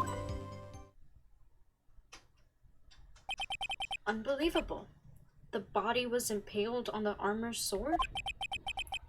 Still need that shrimp emote. Unfortunately, I don't have any emotes spots available right now. I think I have to reach like a certain amount of subscribers and then I'll be able to get another emote, but yeah. I don't know how many that is. You were the only one who saw that. If only you had proof. Actually, I do have proof. Oh shit. Huh? I gave it to Mr. Wright just this morning.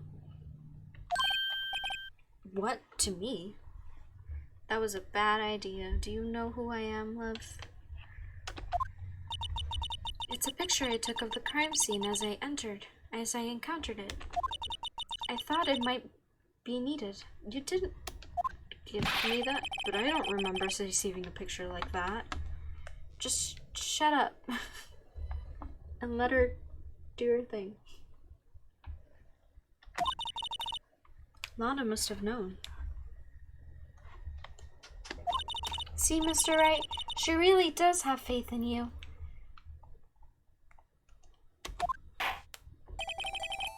Very well, Mr. Wright. Please present this picture. I don't have faith in myself to find this.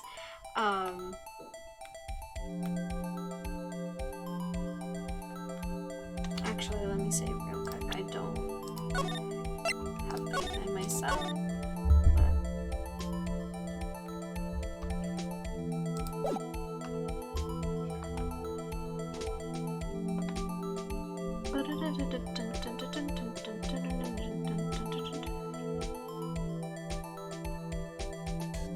Yeah, I was checking. I apparently need 50 more subscriber points and then I'll get one more emote slot. I believe that tier 1 subscribers, like every new tier 1 subscriber is 1 point. Tier 2 subscribers I don't remember, and tier 3 subscribers I don't remember, but I have 25 out of 50, so I need 25 more subscriber points. And then I can add a shrimp emote. Anyways, did I save? I'm not entirely sure, so I'm gonna just save for a second time because I have terrible memory. Anyways, very well, Mr. Wright. Please present this picture. I don't remember receiving any pictures from Lana. Lana said she gave it to you this morning, right? I seem to remember getting something from her then. Let's check that evidence again. There must be a picture somewhere. Is it inside this book?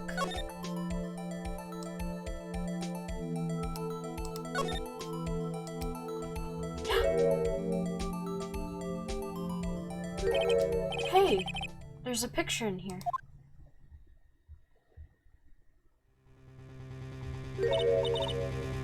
Oh. Oh my. This is the actual crime scene. No other detective saw the crime scene like this, because I confronted criminal affairs only after I had rearranged everything. Lana's picture inserted into the court record. Crime scene taken from the case 2 years ago. Mr. Wright! That picture cut out from his vest. That piece cut out from his vest. That could be the cloth we found inside Chief Gaunt's safe. What's this? Wrong voice. What's this? This is a handprint, isn't it? That cloth. It had fingerprints on it. Whoever fingerprints those are must be the real murderer. Emma, this is a really awkward moment to tell you that those fingerprints are actually yours. What? But whose fingerprint? Those fingerprints? They're yours, Emma. Why are your lips turning all purple, Mr. Wright? Had the floor been waxed? Anyway, let's get on with this cross-examination. So long as you tell the truth, we should be able to flush out the real murderer. I hate to tell it to you. Very well. The defense may now begin its cross-examination.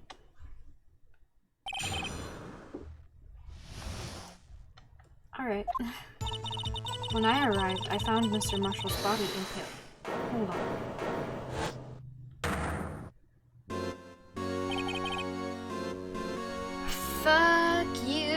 Fuck you very, very much. You're such a fucking dick. I'm going to actually murder. Never mind, I can't make that joke. Come on, Uggy. This is the poorest excuse of a child I've ever seen. Didn't you go eat? She's gone. What? Now you want me? I can't fucking talk. Wow, what? That is not what that says. What? Now you want me to make... Give me a second. I'm having a stroke. What? Now you want to make me out as the bad guy too? There we fucking go, Jesus.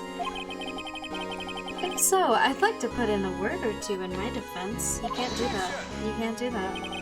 I'm afraid it's too late for that. What? You already declined to testify. That means you forfeited your right to make a statement of any sorts.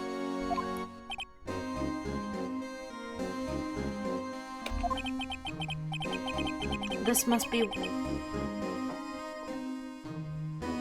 I'm sorry, I'm struggling to read. This must be that risk we were talking about earlier. Just sit back, relax, and enjoy the sound of the noose tightening around your own neck. Holy fuck, he's so...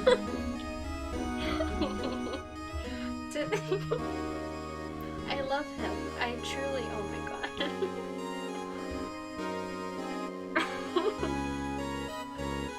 Okay, I'm so glad I don't have face cam. This would be so embarrassing if I had a face cam. It'd be terrible. Anyway. There he goes! So what? You think I'm worried? Sorry to disappoint you. But I don't need to make any statements.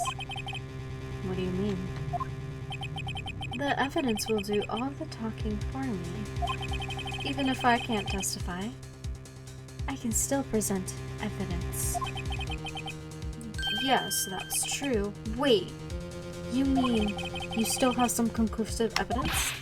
No, I don't. But someone does. Someone? So, what's your excuse, Raido? Why have you been keeping quiet about it? You do have something to show us, right? Something that proves who knocked over Neil Marshall, causing his death. Conclusive evidence that leaves no room for doubt. Is that true, Mr. Wright? If I show that piece of evidence now, I must sure to be made out as the murderer.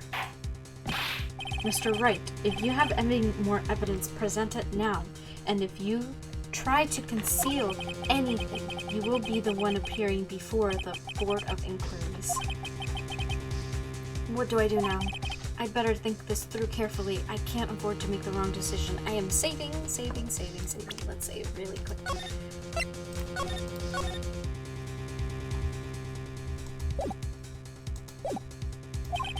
Should I present that piece of evidence? The one that shows who really killed Prosecutor Marshall? I saved, so I'm not too worried, but let us not show the evidence. What happens if I don't show the evidence? Your Honor, I don't have any evidence I can present at this point in time. Okay. But you can't prove that I'm lying, can you? What?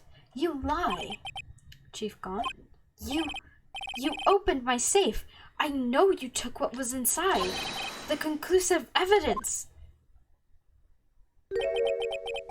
I don't know what you're talking about. Mr. Wright, why don't you show them? We found it together. Oh, I see. It's 'cause you don't know the truth, don't you? You know whose fingerprints are on it. That's why you won't present it. What are you talking about, Chief Gaunt? Can't you figure it out? Take a good look at this picture. See the victim's vest?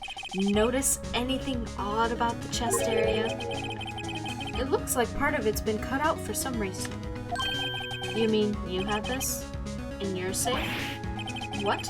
That means you, the chief of police, have been concealing evidence. This is going to be the biggest scandal in the history of the police department. You just fucked yourself. You just fucked yourself. You just fucked yourself. You just fucked yourself. Ha! Loser. To be honest, I didn't think you had the gall, Brighto. Well, I can't just let you pin me up as the murderer. I'll tell you what really happened. What? You mean you admit to it?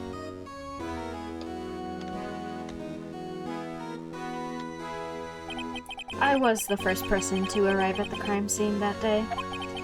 It then occurred to me that I could use this situation to control Lana.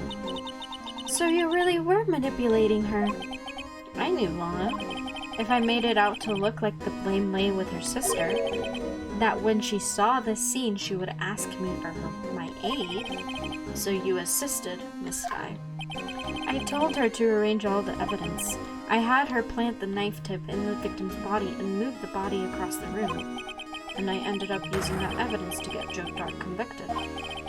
When I tampered with the crime scene, I had 2 pieces of evidence.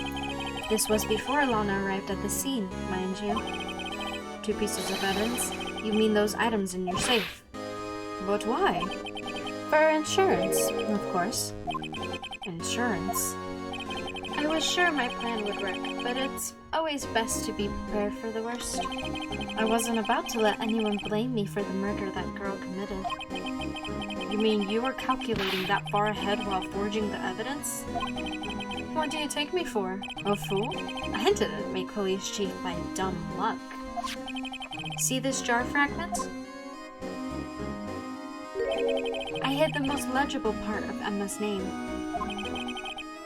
I didn't expect Lana to go and wipe the name of all the pieces. But if you fabricated all the evidence, what's to say you didn't fabricate the message on this jar too?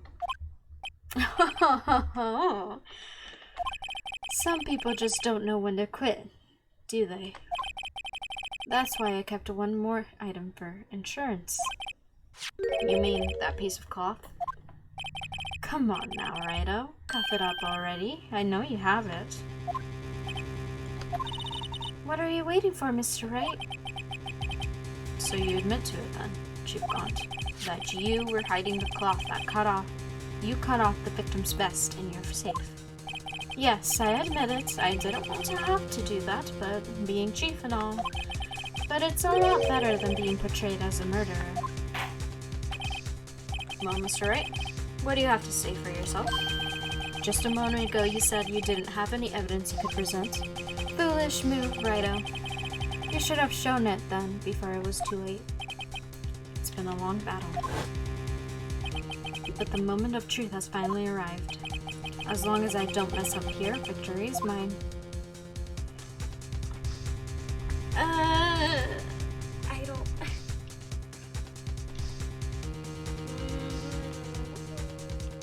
We're saving.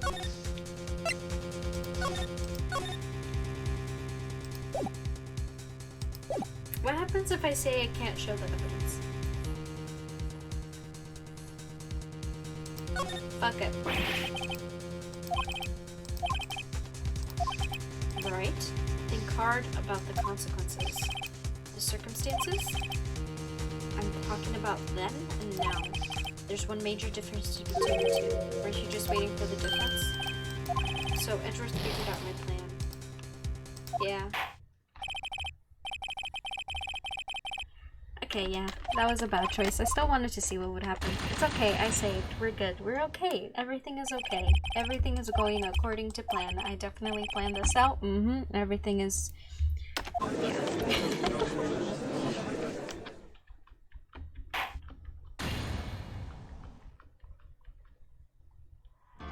Okay, let's try that again. Maybe this one. Yes. Show evidence. Your Honor, I do have evidence to present now. Alright then, let's see this conclusive evidence. The evidence that shows who actually murdered Prosecutor Marshall.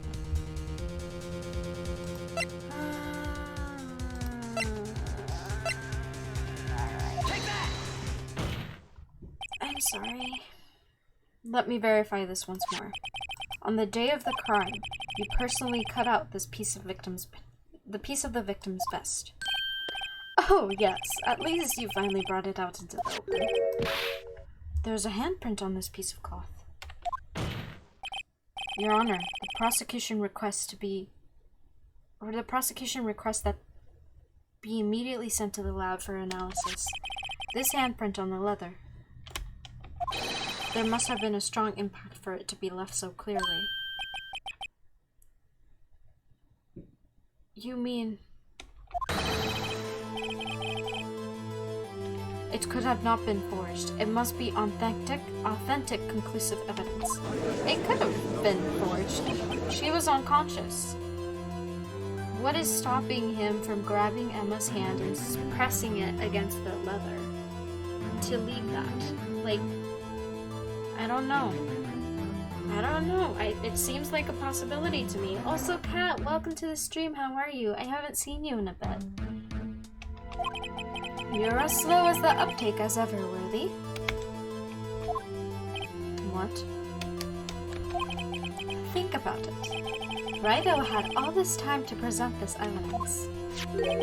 Yet he was reluctant to do so. Why would that be? You mean you already know? You know whose fingerprints are on that? Mr. Wright, do you really know?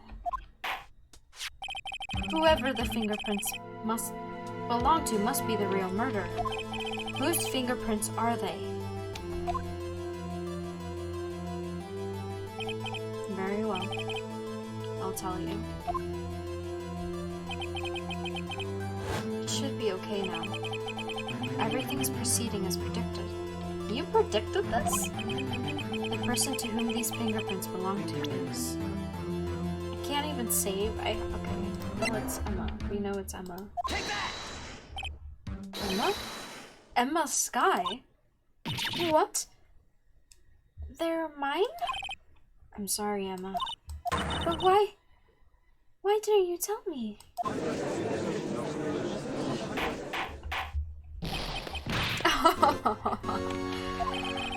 You're really something, Rido. You knew this girl did it all along. And yet you still tried to pin the murder on me.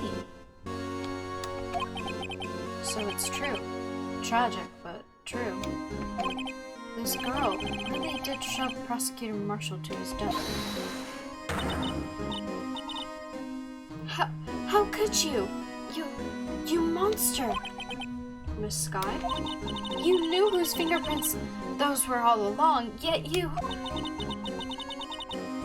acted like she really didn't. Miss Sky, it's not over yet. What? I said this trial isn't over yet. But I'm afraid it is over, boy. Not only this trial, but your career too. You purposely concealed this conclusive evidence. That, my friend, is a serious offense. I'm looking forward to pressing charges after the defendant is convicted. I'll have your badge, boy. Did I fuck up? What's the matter? Cat got your tongue. Aren't you going to tell us how it feels? How it feels to be the one who single-handedly turned a poor little girl into a murderer? Before I do that, there's just one little thing I have to clear up. Oh? And what's that? Who really killed Prosecutor Neil Marshall? What? Chief Gaunt, you are absolutely right. This piece of cloth proves who the real murderer is. Who killed Neil Marshall, you ask? It was Emma Sky, wasn't it? I'm afraid that's not possible. You see, this piece of cloth contains a critical contradiction. What? A contradiction? What is this fool babbling about? I'm talking about a contradiction. One that proves who the real killer is. Mr. Wright, this piece of cloth. What could it possibly contradict? Chief Gaunt, your tyrannical reign ends here. Behold, the piece of evidence that contradicts this cloth. I didn't save. Ah, fuck. Okay, what contradicts this cloth? It's oily.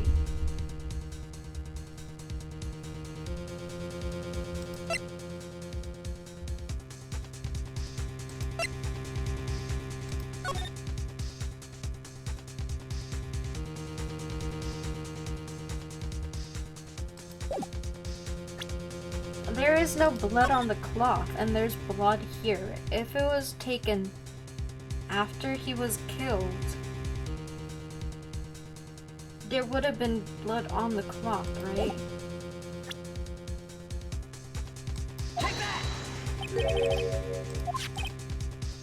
Oh, okay. Maybe that's what it is. Maybe that's what it is. This is the picture Miss Sky took. Take a good look at it. See where the piece of his vest was cut out? Yes. His shirt is showing underneath. It's hard to make out with the blood on his vest, though. Exactly my point. His chest is soaked with blood. That's only natural. His lungs no doubt were punctured, blood pouring out of his mouth. Oh, but that piece of cloth. Not a single drop. There's no blood on it. Oh my god, I am such a genius. Since Emma Sky's fingerprints are on this cloth, there's no doubt that she shoved the prosecutor aside. However, Mr. Marshall was not impaled on the sword at the time. No, this is nonsense. Now then, Chief Gaunt, let me ask you something. Prosecutor Marshall was not impaled when he was shoved aside. He most likely hit his head on the ground and was knocked out. If so, then tell me, who could it have been? Who could have arrived at the scene before Miss Lana Sky, picked up the unconscious prosecutor, and impaled him on the armored sword? Then, to make it look like Emma was responsible for the prosecutor's death, said person proceeded to write her name on the jar with the victim's blood. A jar that they then broke on purpose to leave behind a clue, and make Lana believe her sister did it. Remember what you admitted only moments ago? That you personally cut out this bloodless piece of victim's vest? Ironic, isn't it? Throughout the very act of creating insurance, you proved you were the actual murderer. No! It's finally all over. Fuck yes! Buckaroos! Oh no. What? What do you want? You look funny. His hair, oh my god. His hair was originally like spiking up, and now that he's like scared, it's like drooping down. Like, as much as I don't like him, it's kind of cute.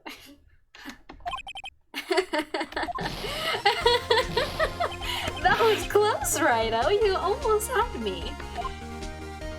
Huh? Sorry, but you'll have to do better than that. I refute your allegations. What do you mean you refute his allegations? You see, that piece of cloth is illegal evidence. Order. What nonsense is this? Illegal evidence cannot be used to convict a suspect. Remember, again, earlier, old Rido here concealed this piece of cloth. So then, what's your excuse, Rido? You do have some conclusive evidence, don't you? Well, that was for you to... I don't fucking know. Your Honor, I don't have any evidence I can present at this point in time. Save, save, save. Oh shit, you're right. I should save. That is a good point. I am going to save.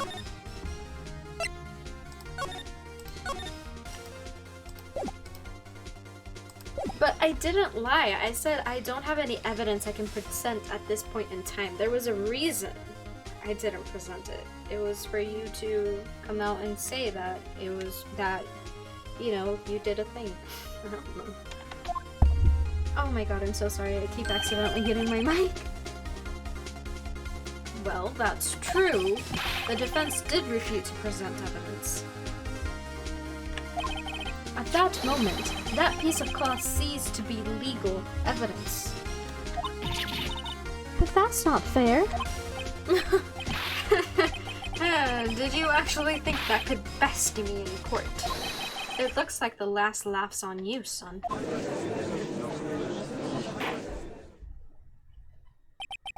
I'm afraid Mr. Gaun's claim is legally correct.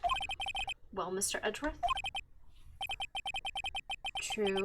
Illegal evidence cannot be used to convict a person. Assuming, of course, that the evidence is indeed illegal. Well, Mr. Wright? It seems that, at last, the time for me to reveal my plan has finally arrived. Do you have a fucking plan and you didn't even tell me what the fuck your plan is? Mr. Wright, do you admit it? That you purposely and illegally concealed this paper cloth. I am going to save again, save again, save again. Of course I'm going to save again because I am not. Yes. Why did he have a plan and I wasn't aware of this plan? Okay, I did. But I will tell you what. No, if I admit to that, all my planning will have been for nothing. Oh, okay. Okay. Well, I fucked up. I thought he was gonna explain that he did, or I don't fucking know. Alright, okay, fine, whatever. She's... Oh.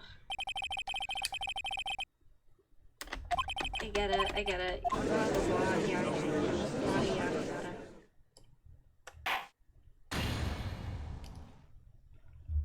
Just send me, thank you. Okay, let's try again. I saved your ass, you're welcome. Thank you. I did not. I admit, I refused to present it at one point.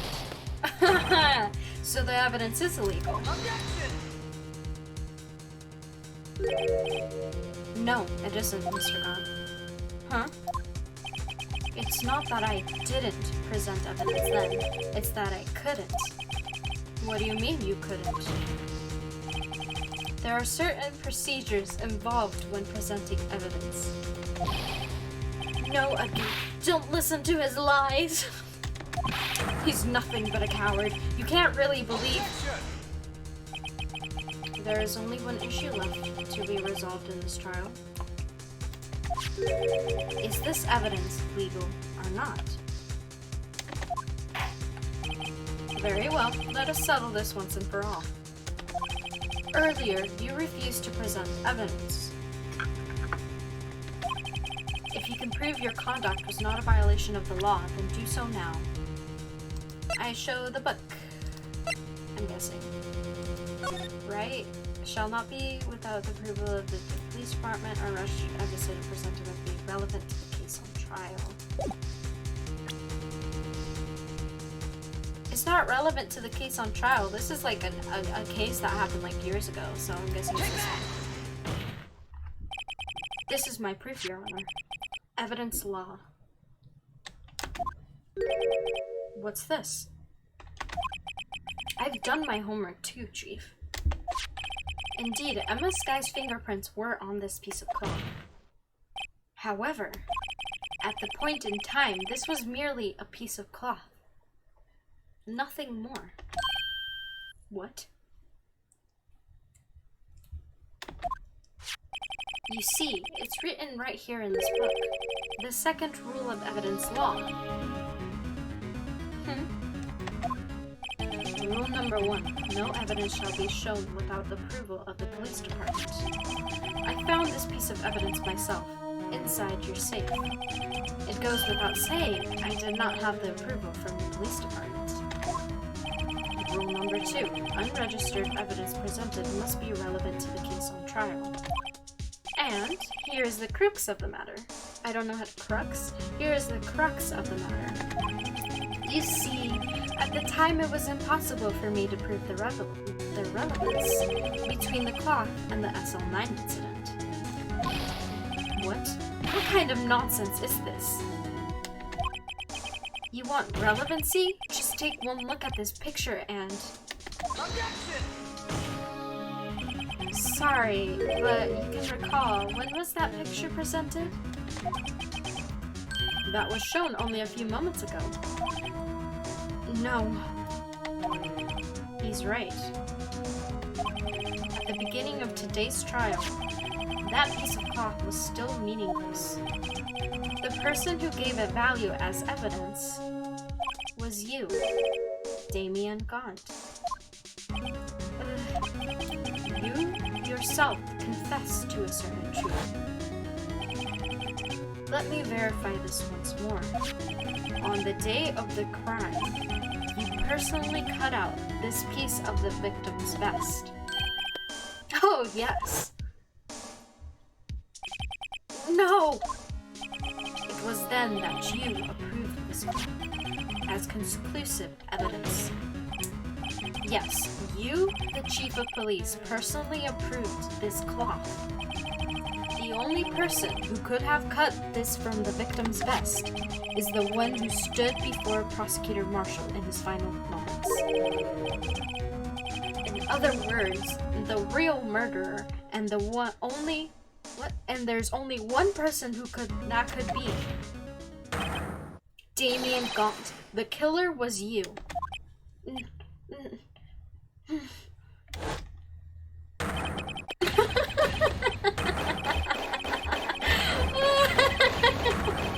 I can't laugh that long. Okay, you're having an angry. Okay, you can calm down. I knew I should have gotten rid of him. That good-for-nothing scum. For 2 years, he's been snooping around the department trying to get something on me.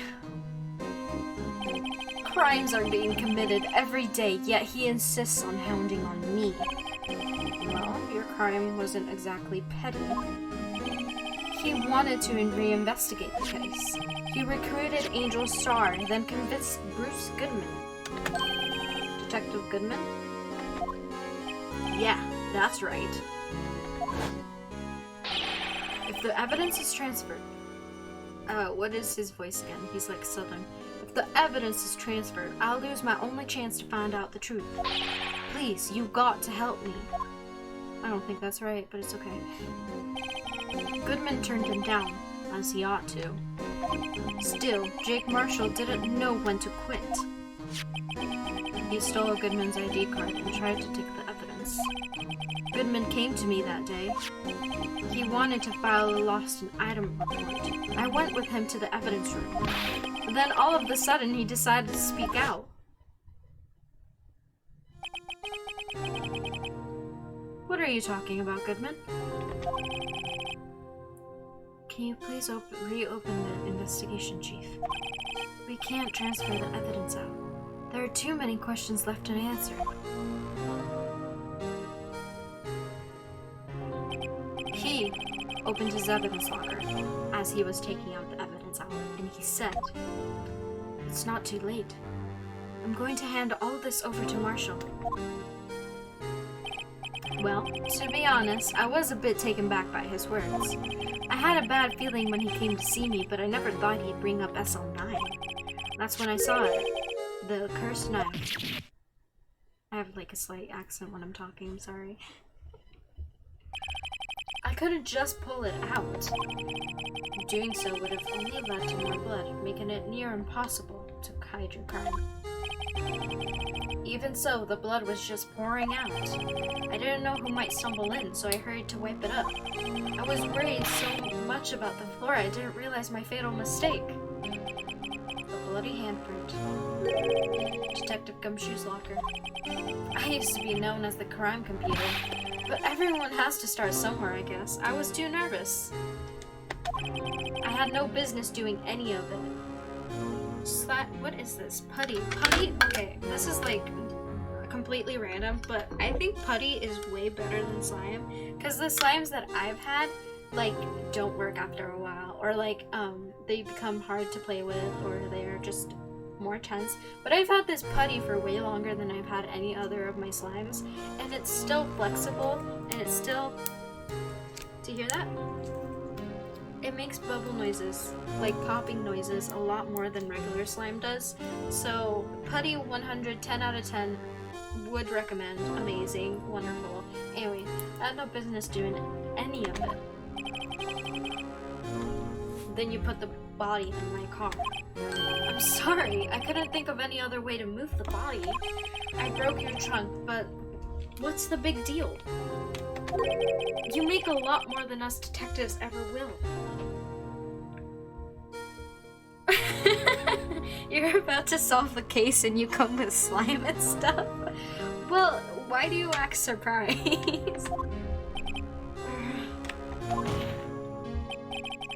Leaving the prosecutor's car aside, how could you get Miss Sky involved in all of this? Well, she had as much to lose as I did if the truth came out. So you took the evidence from Detective Goodman's locker. I felt bad for having to do it. I also didn't have the time to pick and choose what to take. So, you left the jar fragments in the glove. Yeah. It looks like I was better off being the investigator of crimes than a committer.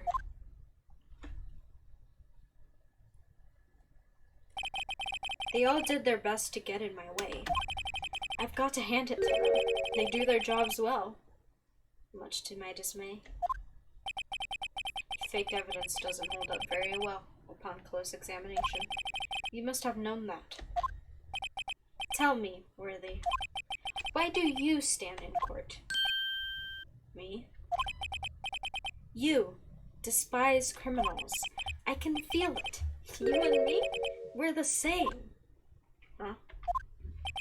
One day, you'll understand. Oh, believe me, you will. You're just one man. You'll see what it really takes to bring them down once you try to do it alone.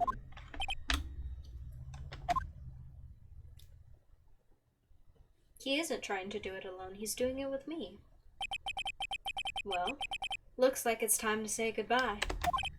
Oh, Edgy? What? Looks like we'll have to cancel that lunch date. Sorry, old friend. I'm sorry too, Damien.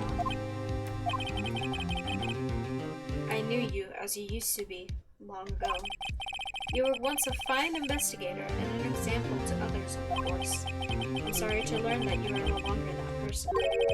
Those days are gone now, Evie. Thanks for all the memories, though. Don't worry, you'll be fine. Now you have Rido here, and Worthy. With these two around, you can't go wrong. In fact, I can hear them already. The melodious sound of a new beginning.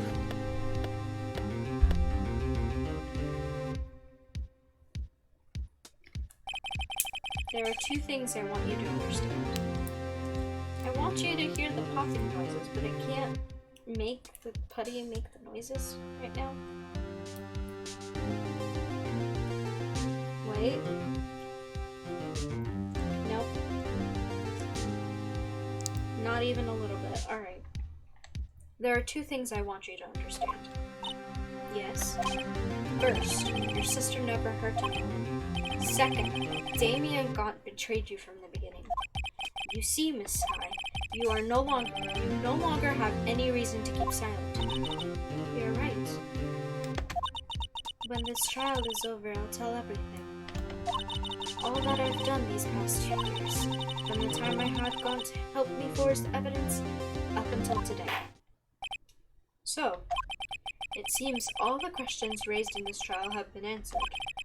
I'm sorry, Miss Sky. Couldn't get you out of your trouble.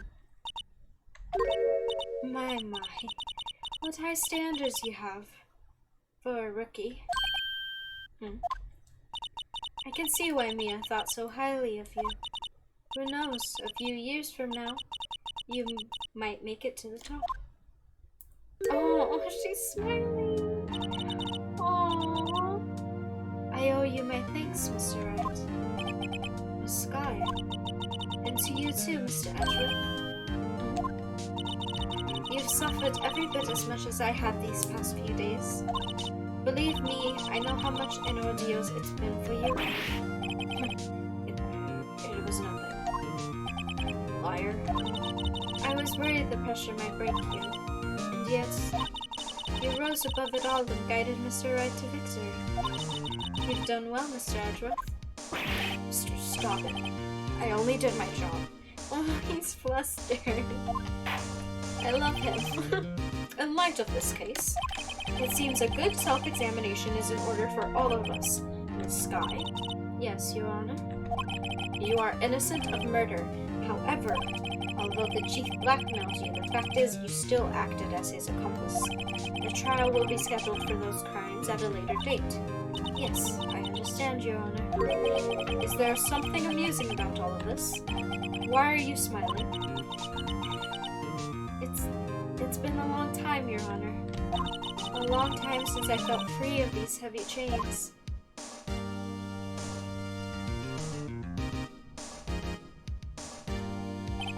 Well, this trial has gone far too long already. Regarding the charge of the murder, this court finds the defendant, Miss Lana Sky, not guilty. Hell yeah!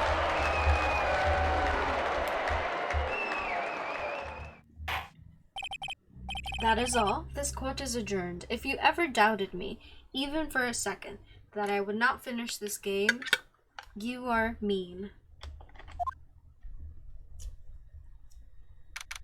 February 25th, 5:03 p.m., District Court. Defendant Lobby number 2. At long last, it's finally over. Emma? Why the long face? I'm sorry your sister didn't get completely off the hook, but at least she wasn't convicted for murder she didn't commit. It's only 1 out of 3. You still have a job ahead? Damn. No, that's not it. Just now after the trial ended, I can see why Mia Fey thought so highly of you. I owe you my thanks, Mr. Wright. And to you too, Mr. Edgeworth. You've suffered every bit as much as I have these past few days. You've done well.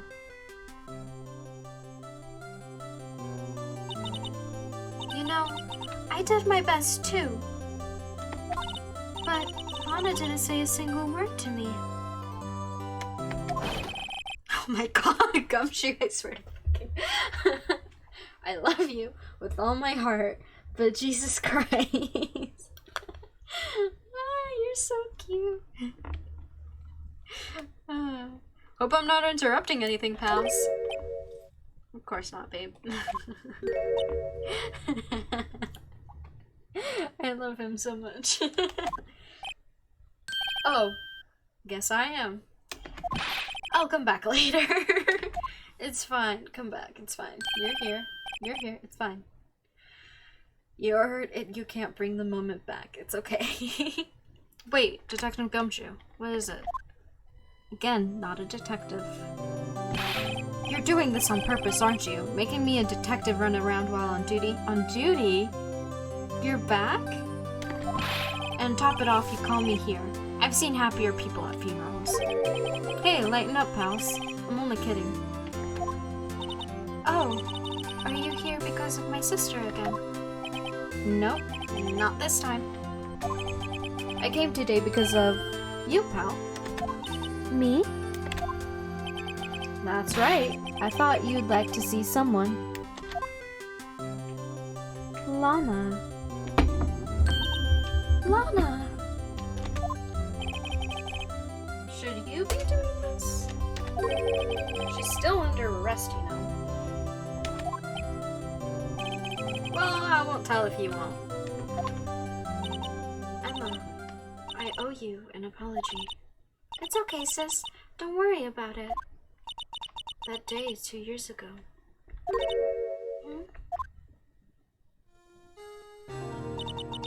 Was the first time in my life I ever panicked. It was all I could do to keep myself from screaming. All I could think about was keeping you from getting wrapped up in this mess. Sis, I asked God to help me cover up the truth. I thought I was doing it for your sake, but now I realize I was wrong. I changed after that day. I had to. It was the only way I could make it through the past 2 years. I knew how much I was hurting you by distancing myself, but I couldn't bring myself to tell you what I did. I was scared. Scared you'd look at me with those eyes of yours. I was scared of how you'd react if you knew. But sis, you were only doing it for me. No. Huh? I turned my back on you that day. In hiding what I believed to be the truth, I was deceiving you. Sis. I'm such a fool. It took me all this time to realize it. Emma, I'm so sorry. But sis, you don't have to apologize. I'm happy now. You're happy? Of course. You know, sis. I always knew that one day you'd come back. And now you have. Oh, Emma. Emma. Oh, can I save that art? No one can change the past. Oh, wait, how do I remove? Is there a way to remove his speech? Make it go away? Do I have to press a special button or something? So I can just see the drawing.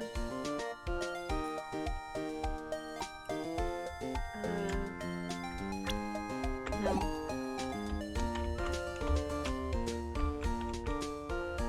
No, I can't.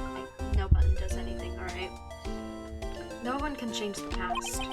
The only thing we can do is strive to make up for our own mistakes. Why must we make up for our mistakes, you ask? Because in so doing, we can find the right way. Check Discord. Did you send me the image?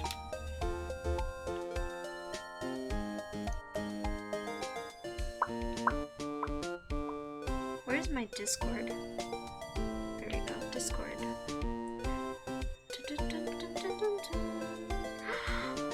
Thank you, Kat. I really appreciate that. I am going to save image. Thank you for that. Anyways, we can find the way back to our right path. And it is from there that we can move on towards a brighter future. At least that's what I felt watching those two sisters make up. Mr. Right, Mr. Gumshoe. Me? Thank you, both, for all that you've done. I'm sure we'll meet again. Someday. Isn't that right, Edward? Edward? Stop hiding and come over here. Oh my god, I'm up. Someone fix my appearance. I need to look good for him. And where's my makeup? Fuck.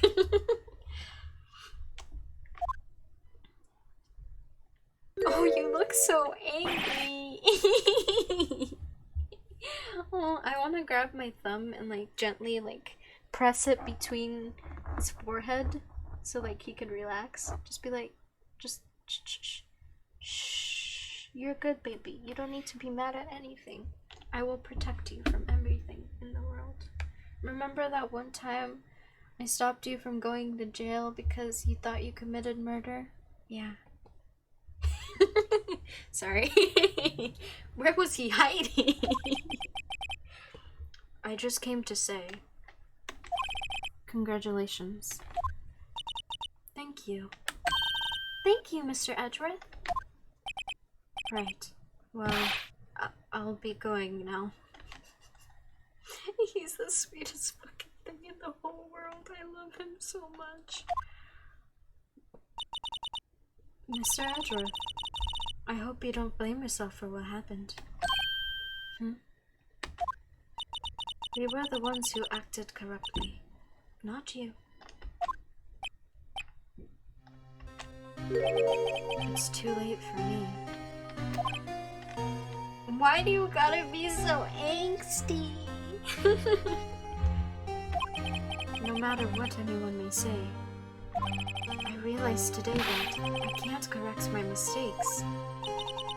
Mr. Edgeworth, not only that, but I don't even trust myself anymore. Chief Gaunt was right. You despise criminals. I can feel it. You and me, we're the same. One day, you'll understand, and believe me, you will. You're just one man. You'll see what it really takes to bring them down once you try to go it alone. You're not doing it alone, Edgeworth. I'm right here, too. You dickhead. I do despise criminals. I plan to dedicate my entire life to fighting them. But in order to fight crime on my own, I need a weapon. It's scary, but I've known that for some truth right now. What? It's scary, but I've known that to be true for quite some time now. But Edgeworth, who knows? Given enough time, I might have tried to pull something like Chief Gaunt did. That thought terrifies me. That's why I can't continue on as a prosecutor. Edgeworth, don't you understand? Damien Gaunton, your mentor, Manfred von Karma.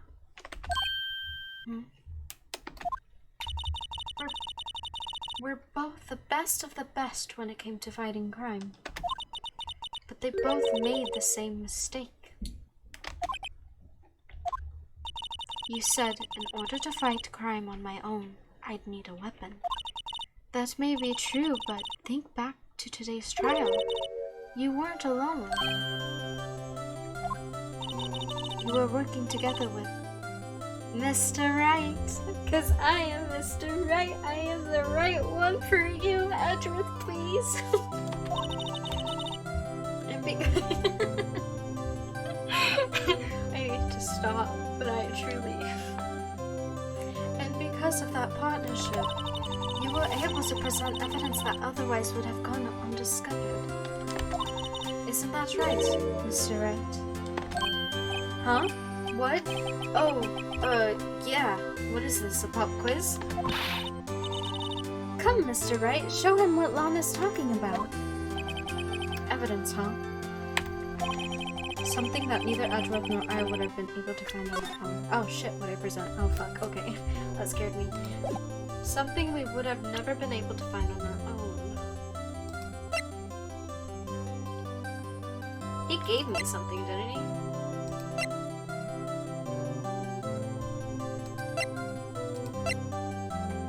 What did you give me, babe? You gave me something.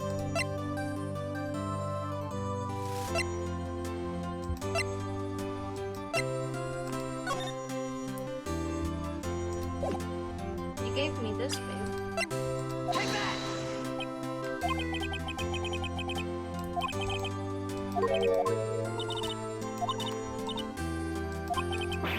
I guess that wasn't the right piece of evidence. It's time for me to go. Oh fuck, Edgeworth, I'm sorry. I love you. Please don't go. If you'll excuse me, there are still some loose ends that need wrapping up. Take care, Chief Prosecutor.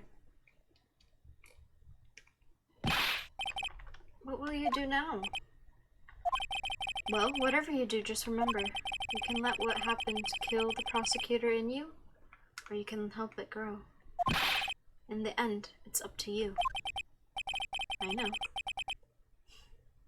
It seems I owe you my thanks too, right?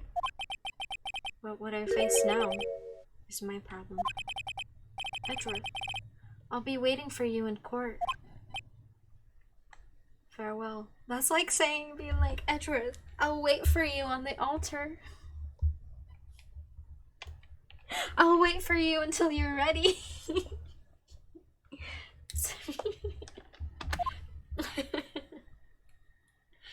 God damn. I'd better get going too. Okay, but I'll be by to visit you soon. It seems we both have a lot to learn and catching up to. Here, this is a little something for you. Scientific investigation. It's the first book I ever bought. Study it well. Thanks, sis. I will. Oh, she's so sweet when she smiles. And so another case came to a close. As for the sisters, I have faith. Look at them. Aww. I have faith that their lives have only just begun.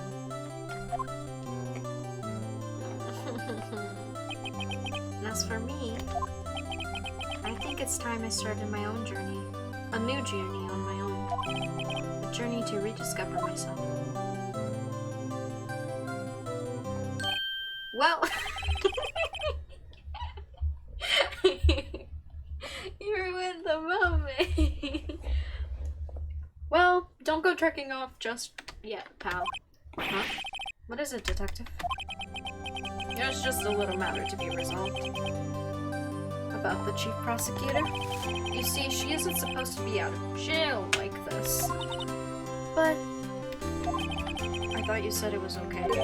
Yeah, well, it might be okay with me, but the folks at the prison are a different story.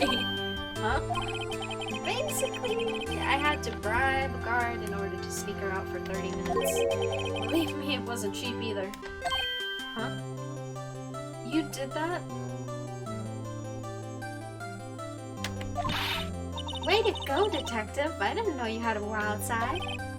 Yeah, well, you see, Mr. Wright here is the one who'll be footing the bill. Oh my god. Huh? Huh? What, you think I can afford it with my salary? You gotta be kidding me, pal. Huh? Thank you, Mr. Wright. You're the best. Okay. Why is it? I suddenly feel like I want to scream. Hey, I got an idea. Why don't we go pay it off? Why don't we all go pay it off together? You're not paying shit. You're making me pay it, Gumshoe. Jesus Christ, Gumshoe. Yeah, that's a great idea. Are you gonna help, or are you just gonna watch me pay? Come on, guys, let's go. You're just gonna watch me pay. Wow. That's it, huh? I arranged for a friend of mine to take care of Emma in Europe. I hope she would be pleased to study under a top coroner. As for me, this affair has pretty much ended my days at the prosecutor's office. Still, I'll manage to find my way back to the field somehow. Then I'll be able to investigate crimes together with Emma. Oh, that's sweet. You beat the first game. Let's go. Thank you. Proud of you. Thank you.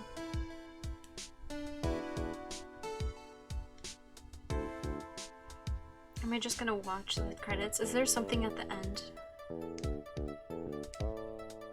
Yikes. I thought I was a goner for a moment there. In the end, though. They overlooked my unauthorized investigation of the chief office. If we penalize you anymore, it'd be worse than firing you. Yep, that's what they said. It just goes to show you can't shake me off that easy.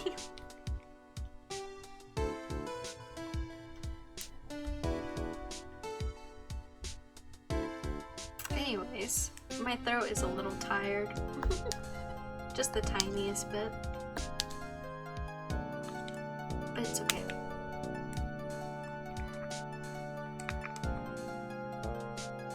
Oh, hi buddy. My new mission is to guard the main entrance and take care of Billy. Can you believe it? I've been demoted to security guard. My partner's keeping an eye on the entrance for me today. I'll show him though. Someday I'm going to make a detective. Yes, sir, then I can be just like Dick Gumshoe. Oh, you look up to Dick Gumshoe? That's sweet. Well, hiya, Dick. Is somebody actually named Dick? I feel like people are actually named Dick, but at the same time I also can't believe that people are actually named Dick. Hi, buddy. Aw, looking as happy as ever. Hi, did you know I love you? You're a sweetheart. Oh, fuck. I'm so sorry. You didn't deserve that.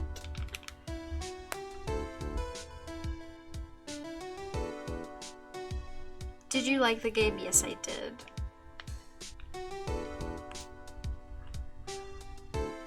What is it? Can't you see I'm having me a showdown with my steak lunch partner? Miss Star managed to sneak this in for me. She's seeking one of the gods, it seems. Well, cowboy, it looks like you did it. You even gave Bambina back her smile.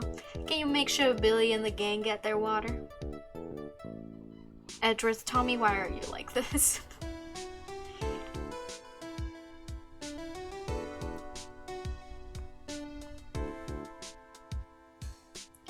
Looks like it won't be seen. Looks like we won't be seeing each other for a while. As a farewell gift, I put a new meal on the menu. The right way lunch. The top layer tastes as bitter as defeat, but the bottom layer is as sweet as victory. Kids seem to dig in the turnabout theme. It's a hot sell around exam time. Just make sure not to eat it backwards.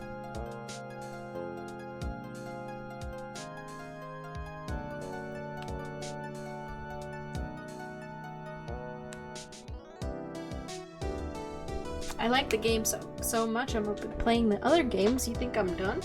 No. I'll never forget what that young defense lawyer said after that trial. Let's see, what was his name again? Mr. Left?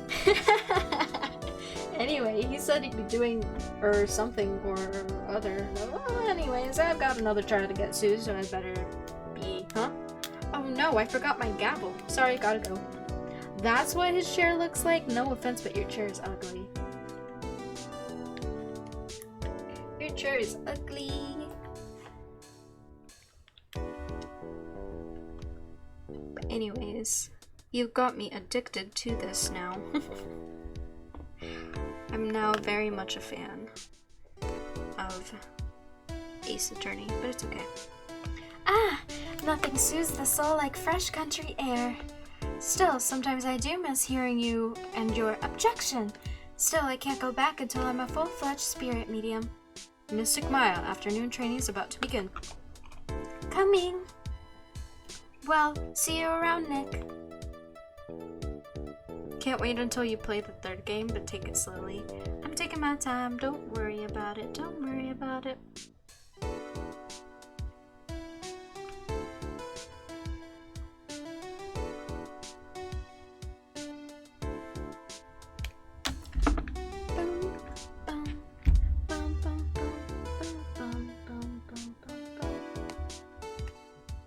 Edgeworth. No, don't tell me you're not. Oh. No.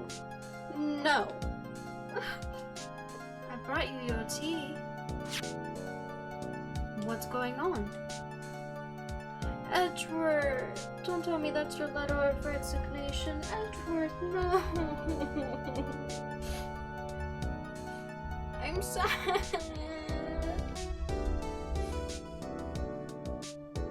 game on night like this. Not like what? Thanks for coming to see me off.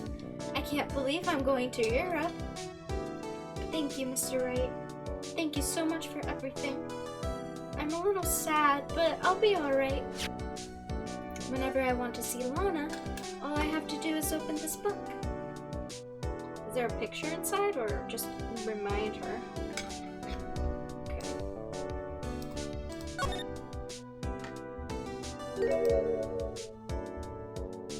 Oh, that's adorable. Hey, cat, also save this picture.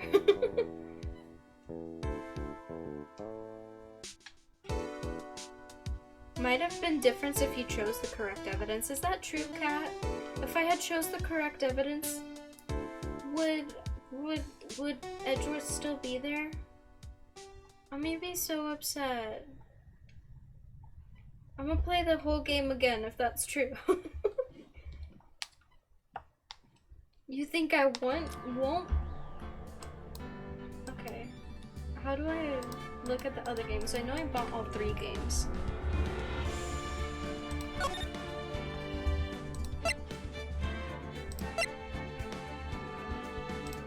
Exit.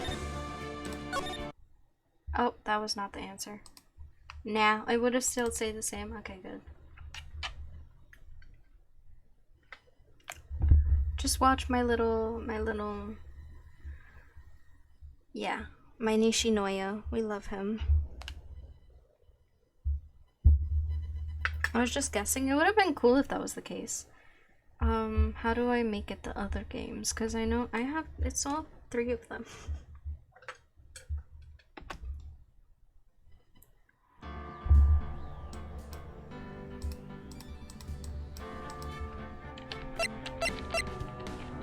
Press new game, really? Oh. Oh. Oh.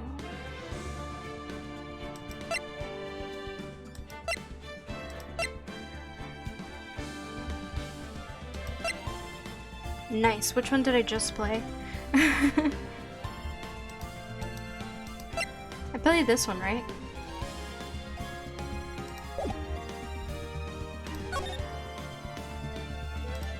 Okay, we play this one now. Yeah. Justice for All is second. Is that the one I clicked on? Yes. Okay.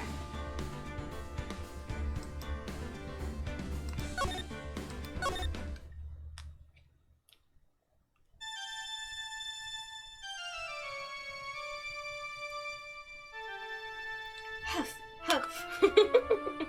Grr, how did I get into this mess? What did you do, Phoenix? That's far enough. You can't run forever, Mr. Phoenix Wright. What the hell is going on? What have I done wrong? I can't allow you to go on like this. But I'm just a simple defense attorney. Silence. You are no longer worthy of your title. Whoop.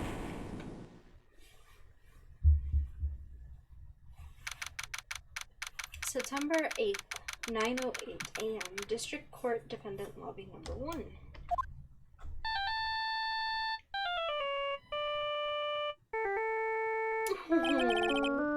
What a nightmare. He's so cute.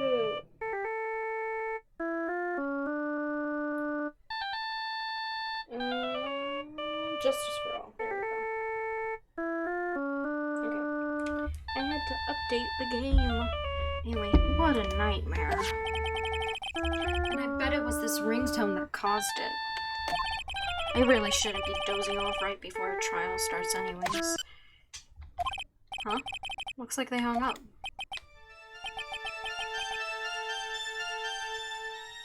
Who the hell are you? Talk about a close call. I hate to do this to you, but... You are pretty. It's nothing personal, Mr. Attorney. few minutes later, District Court, Defendant Lobby number 1.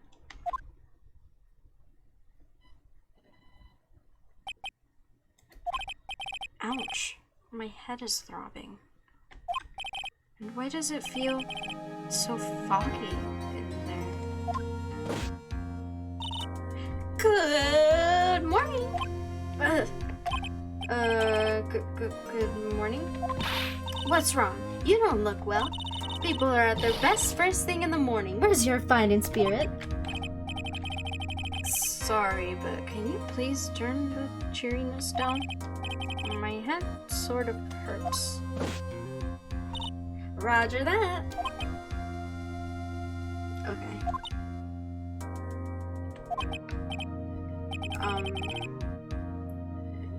Am I in trouble or something? Huh? Trouble? Wait, never mind. You're a policewoman, right? I thought maybe I had done something wrong. What are you talking about? I'm the one in trouble. What? I'm placing my life in your hands today, Mr. Phoenix Wright. Life in my hands? You promised me. You said you would prove that I am not guilty. Not guilty? Just when I thought all hopes was lost, when all the other lawyers had laughed me off. Leave it to me, you said. You, the one and only Phoenix Rat, came to save the day. And just like that, I was moved to tears, sir. I'll never forget what you're doing for me, ever. What is this girl babbling about? Actually, I really love to watch court proceedings, and I always root for you to win. When I'm off duty, I like to come here and... What's wrong? You've been acting real strange and you keep staring at me. You're making me kind of nervous, sir. Oh, sorry. I'm afraid to ask, but here goes. So, this might sound bad, but, who are you? What? Mr. Wright, how can you say that? How can you do this at the fragile heart of a girl who's about to go to trial? You're absolutely horrible. No, I mean, I didn't mean it like that. Is this how a defense attorney treats his client, sir? I can't believe this. No, it's just... Well, I think you have the wrong person. Yes?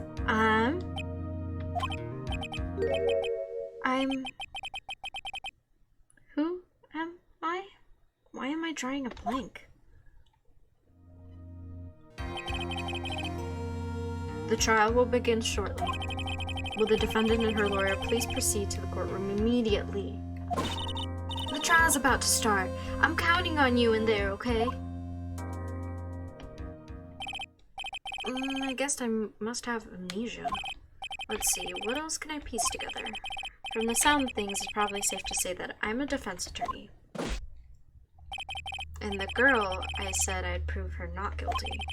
Can't believe I made such an irresponsible promise. Someone help, please.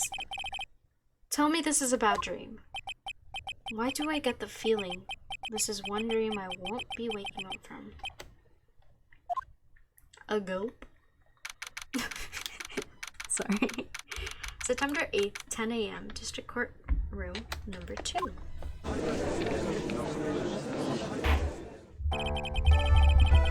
Court is now in session for the trial of Maggie Bird.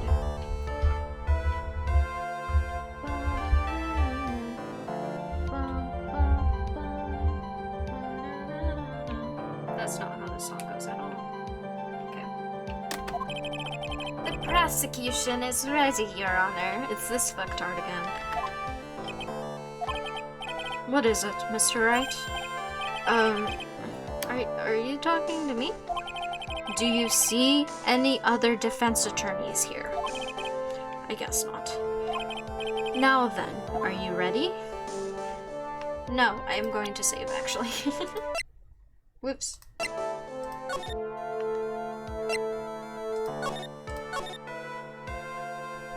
Oh, that's cool. They changed the color. Okay. At least that way you won't get confused. No, I am not ready. Okay. I found this in my pocket, but I don't remember what it means or how it got there. Time of death 9/6 at 6:28. Cause broken neck. Body was also covered in bruises. Can I see it more? You're saving the first decision of the game. Yes. Are you judging me, Tommy Shadow? Found under the victim's body. Pieces of nearsighted lenses were found nearby. What happens if I say no? What if I said no? Would that be alright? Of course it wouldn't. Then why would you bother asking to begin with? Actually, you see, Your Honor, my memory is kind of... The court will not hear the defense's excuses. Because the defendant is a member of the police, this case is under great scrutiny. Therefore, we must make this trial fair but swift. I believe I have told you this before. I hope you're not telling me you've forgotten. Actually, I have. Mr. Payne, your opening statement, please. Yes, Your Honor. As I'm sure you're well aware, the defense is accused of killing her lover. What's worse, her lover was a fellow police officer. A policeman? You did what to a policeman? It wasn't me. And besides, Dustin and I, we weren't lovers like that. In any case, the prosecutor will prove that the guilty party is none other than the defendant. Very well, Mr. Payne, please call your first witness. It's been a while, Mr. Wright. Let's see what you've learned since last time. Wait, I won't show any, what the fuck, I can't talk. I won't show you any mercy this time, rookie. Are you trying to tell me you showed me mercy in the first time? I find that hard to believe. Okay, and who are you again? The prosecution calls Detective Dick Gumshoe to the stand. Here we go. Don't let me down, Mr. Wright. That is not her voice. Here we go. Don't let me down, Mr. Wright. Nowhere to hide. I'm so dead. Why does she have feathers on her outfit? Witness, please state your name and occupation. My name is Detective Gumshoe, sir. I'm the detective in charge of homicides down at the precinct, sir. You don't look very well, detective. Well, sir, the defendant, she works under me, so, you know. You worked under that detective? Yes, sir. And while I was a trainee, he was always watching out for me, sir. He's such a wonderful guy, sir. I'll never forget what he's done for me. Okay, calm down. I believe you. Detective Gumshoe, please describe for us in oh, wrong voice. Someone is really, really early. Hi, Hugh. Welcome to the stream. How are you? Yes, I am early. I'm early. Do you want to know why? Nobody tell Kat, but one of the major reasons that I'm playing this game is for him, and I know that if I streamed later, he wouldn't be here to watch, so I'm streaming earlier. So, nobody tell Kat. It's a secret between us, okay? I'm looking at all of you. Please describe for us in details of this murder. Yes, sir. It happened at the park near headquarters, Expose Park. The victim was one of the local cops, Dustin Prince. He was pushed down from the benches on the upper paths there. The landing beat his body up bad and snapped his neck. The details are listed in the report that was distributed yesterday. Yes, the autopsy report, correct? Why do I not remember getting a copy? I see everything in order here. Even the estimated time of death is unusually well documented. The victim's watch suddenly stopped from the impact of the landing, sir. The results of the autopsy confirmed the time of death. If I may, Your Honor, the prosecution would like to submit this photograph. Very well, the court accepts it into evidence. Crime photo 1 added to the court record. Now then, I recall at yesterday's preliminary hearing, a very important piece of evidence was brought to our attention. Yes, Your Honor. Yes, sir. Yes, I guess. Phoenix! Mr. Wright, is your head on right today? There was a very crucial piece of evidence found under the victim's body. Was there? That is the wrong voice. Was there? Have you lost your mind? Well, actually, it's just nerves. Give me a second. What? How can you talk like such an amateur? I thought you were a pro, sir. All right, sir. I'll help you through this. At a time like this, maybe you ought to glance at the court record. Court record? Yep. Info about evidence and people involved in this case are listed there, sir. You can look at the court record by pressing tab. Tab, huh? You really know what you're talking about, don't you? It's too bad I'm a cop, right? Just think, I could totally be a legal aid instead. Mr. Wright? Yes, Your Honor? Court is in session. Save your chit-chat for later. Sorry, Your Honor. Well, I guess I'd better check the court record and see what I find. What was it again? Tab? Alright, Mr. Wright. Let's see those notes are in order. What was the piece of evidence underneath the victim's body? It was the glasses. That's simple, Your Honor. A broken pair of glasses. That's right. The victim grabbed his killer's glasses as he was being shoved, sir, and held onto them as he fell. Hey, why are you giving me an evil eye? Those glasses you're wearing. Yes, this is my spare pair. But these glasses that found at the scene of the crime are not mine, I swear, sir. You sure about that? Look, it was a coincidence that on the same day I accidentally stepped on mine. A coincidence, she says. Ugh. Your Honor, I have further evidence to present. Oh, you have more? And this evidence is very decisive. Very well. Let's hear from our witness about this evidence.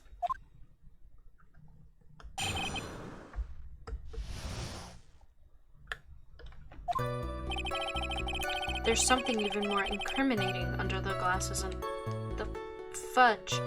There's something even more incriminating than the glasses under the victim's body, sir. During his date, the victim was pushed from the bench area, but he managed to write the culprit's name on the ground where he landed. Why is that such a common thing that happens here? I swear. I don't like saying it, but it was clearly the defendant's name, Maggie, sir. With this piece of evidence in the glasses, it's hard to say she's not the culprit. Didn't his neck snap immediately on impact? He wouldn't have been able to write the name. We've had this situation before, Gumshoe. This is a picture of the writing, Your Honor.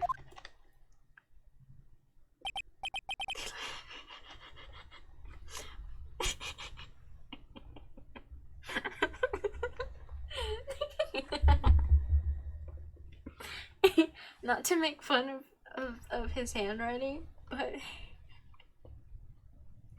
these G's kind of look they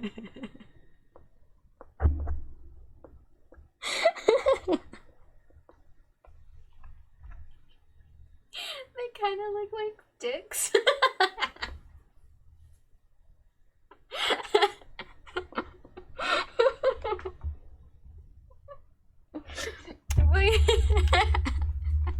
I can't be the only one who saw that, right? You're calling me a pervert? No. It's just me saying my truth. Okay, I'll focus. This is a serious game about murder. Yes, I can see her name is clearly written here. The prosecution would like to submit this photo. I played this game over 10 times, never saw the G like a penis. Okay, but I didn't say I saw it like a penis. I just said these G's are kind of funny. And I didn't say they looked like penises before you called me a pervert. So you saw it as well. Don't try and lie to me. I am aware. The prosecution would like to submit this photo. Understood. The court accepts this into evidence. As if the glasses alone didn't make you look suspicious. The victim even wrote your name clearly on the ground. But I already told you, those glasses aren't mine. And how do you explain his dying message? It's a conspiracy. I'm not guilty, sir. Mr. Wright, you have cross-examined the witness? Cross-examine? This is it. Counting on you. Sure, but what am I supposed to do? What? This ain't like you at all. Normally, this is the part where you get in the witnesses' faces. Get in their faces and do what? I guess there's no way around it. Okay, I'm gonna lend you a hand. The prosecution's witness all hiding things from the court, which means they lie from time to time. Lie? But isn't that the detective, your superior? Well, even if they don't mean to lie, sometimes people just remember things wrong. Like that detective. He does sort of look like a scatterbrain. It doesn't matter. Either way, it's bad for us, sir. That's why when you question the witnesses, you have to find and expose their lies. Mr. Wright, your cross-examination, please? Yes, Your Honor. Talk about trial by fire. Here goes nothing. As long as I can expose the lies, we should be alright.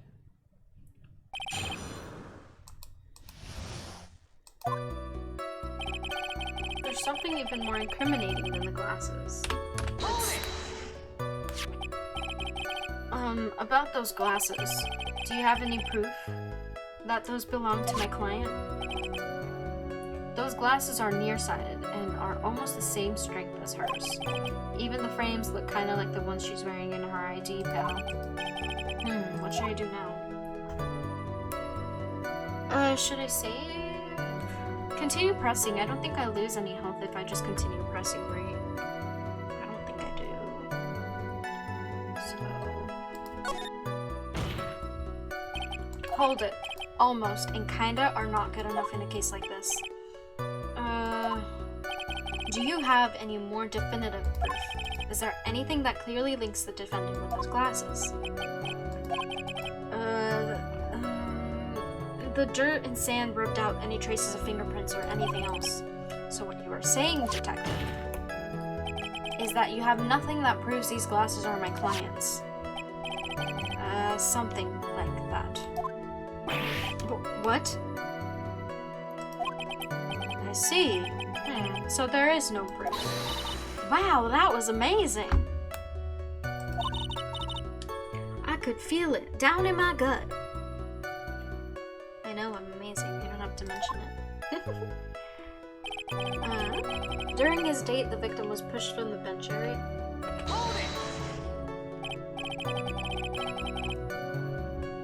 Now you're saying he was pushed and that's how he fell. Yeah, pal. If you look at the wounds on the victim's body, there's no way it was anything else. Please continue with your testimony, detective. Anyways, the victim fell pretty far, but he managed to write the culprit's name on the ground where he landed. The culprit's name? Yeah, I was surprised too. I didn't want to believe it, but was the name that of my client. I don't like saying it, but it was clearly the defendant's name, Maggie, sir.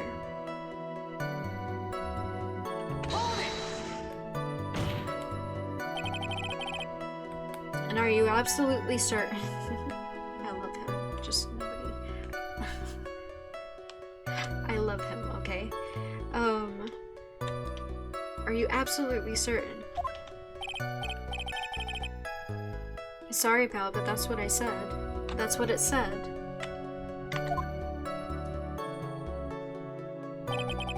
This is a picture of it. No matter which way you look at it, it still says Maggie. He's got a point. Hey, hold on. Huh?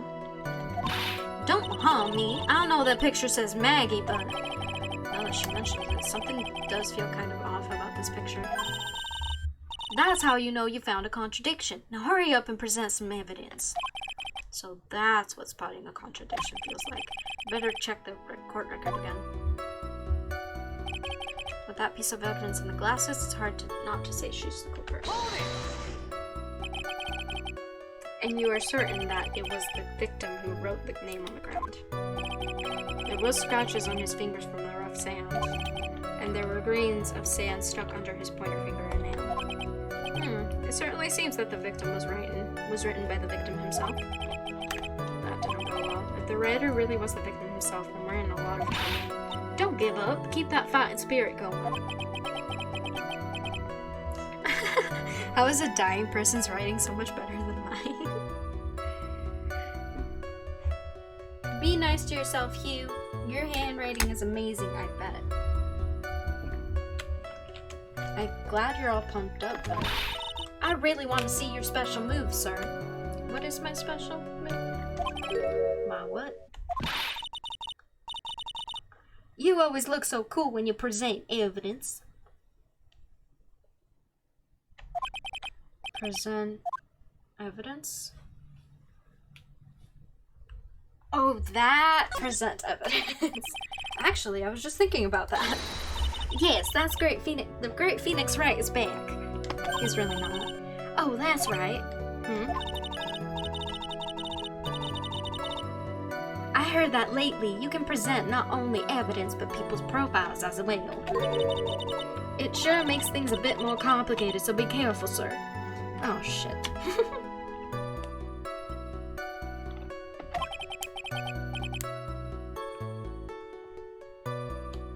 People's profiles, huh?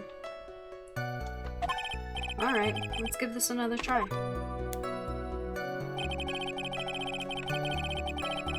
There's something even more incriminating than the glances under the bodies, sir.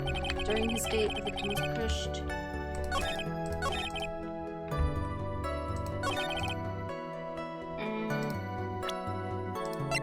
Broken neck, body is also. Time of death. But if you have a broken neck, don't you die instantly? My client, the only thing I can recall is that she's a policewoman. The victim and a police officer. Policeman, it seems that he was dating the defendant, Maggie. Bird. Prosecutor generally bad at getting his point across. Detective and local precinct in charge of initial investigations. Not necessarily, but you aren't going to be writing things above your head. Okay. Thank you for proving my point. Objection!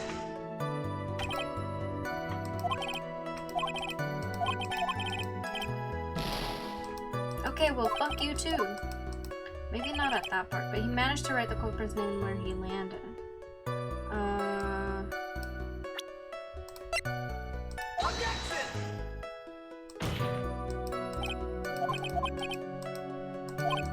Wait, did I just... I think I presented it twice. I don't like saying it. Let's just ignore that. The glasses found under the victim's body, pieces of nearsighted lenses were found nearby.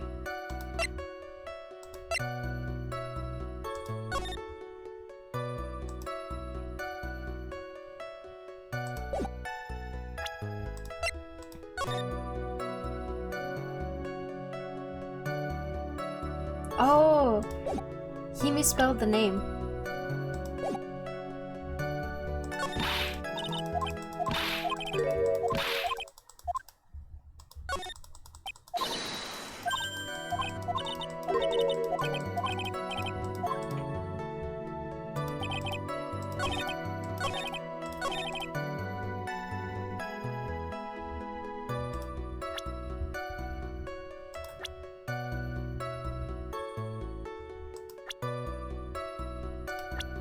Objection!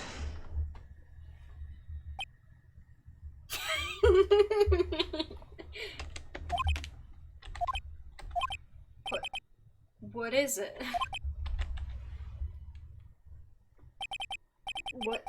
What's come over me? Without thinking, I just blurted out objection. And I yelled it at the top of my lungs, finger outstretched, ready to take on my opponent. What a rush! I love him. Detective Gumshoe. You talking to me, pal? Please state the defendant's name for me. What are you trying to prove with this futile exercise, Mr. Wright? You'll see. This is very crucial line of questioning. Actually, Mr. Payne, you can answer. The defendant's name, if you please. Where is this ridiculous question coming from? The defendant's name is Maggie Birdie. I think someone needs to check the court record. What? It says right here that it's Maggie Birdie. Ah! It looks like the bird caught the cat napping. What's going on here? I have no idea, sir. As you can see, the victim did indeed leave a name, Maggie. However, the defendant's name is actually spelled Maggie. This is a blatant contradiction of facts. Oh, how about that? I haven't even noticed. But maybe the victim didn't know how to spell her name correctly. May I remind you that it was you who said the defendant is accused of killing her lover.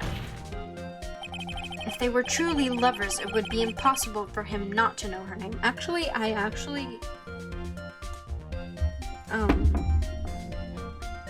don't agree with that. It's not the same thing of like lovers, but multiple times I've been friends with people and I haven't known their names. I just address them differently. So I'll be like, hey, how are you? I just never say their name, and I never hear anybody say their name, so I have no idea what their name is. So I think it's completely possible to be in a relationship, a romantic relationship with someone, and not know their names for the entire time. Nice friend, don't be mean. I was good friends with them. I just didn't know how to say their name or what their name was. So yeah. No! My name is Hugh. Hugh, I know that. Do you know my name? Tommy, I know your name. And Kat, I know your name. Actually, I don't know your name. I just know your username. I don't think you ever told me your name. And if you did, I'm so sorry.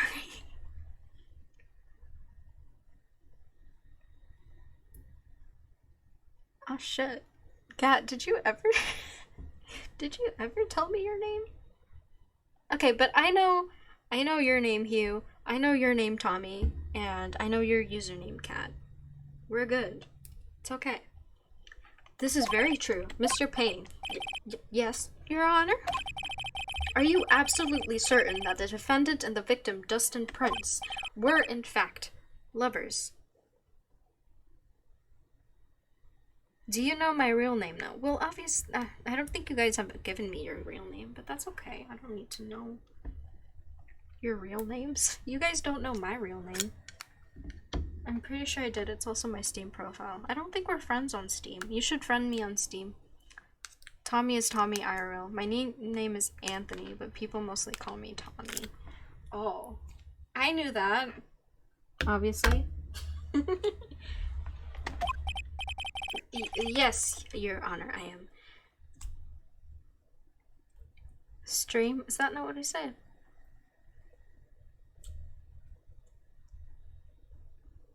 Steam? Stream. Steam. What? My stream book. Oh. Thought I said stream. Oh well, it's fine. Okay. Yes, I am quite certain, Your Honor. They were a well-known couple in the police force. Detective Gumshoe, please testify for the court the relationship between the victim and the defendant. Yes, sir.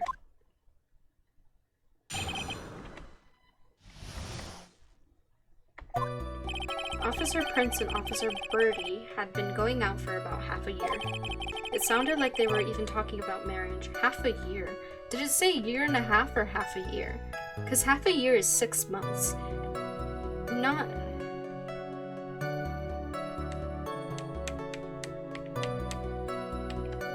People do that. I am aware. Yeah, it was half a year. I know people do that. But my real name is Indica, but who cares? You will forget by tomorrow. That's so mean. I'll remember your name, Indica. Probably. I hope so. I agree, it's weird. It's like, that's a huge commitment, but I also understand that maybe you feel like it's your time, but it's also like, I don't think you know a person that well to just know them for 6 months. I don't think you truly would, but still. I'll remember it, I will as well. Indica. I know your name is Indica. It sounds like they were even talking about marriage. The day of the incident just happened to be on the victim's birthday, so Maggie, Officer Birdie, had gotten Officer Prince a present. It was something she had brought over 2 months ago. I should know because she came to me to ask what she should get for him. Aww. But she said they weren't like that. Those two sound like they were close. Azul will forget, but we are here for you, Indica. You're so mean. No, I'll remember it. I'll remember it. Nonetheless, tragedy struck. Yes, I see. You may cross-examine the witness, Mr. Wright. Thanks, friends. I'm your friend too. I'll remember your name, Indica. I don't even know if I'm saying it right. Am I saying your name right? Indica? Indica? Indica.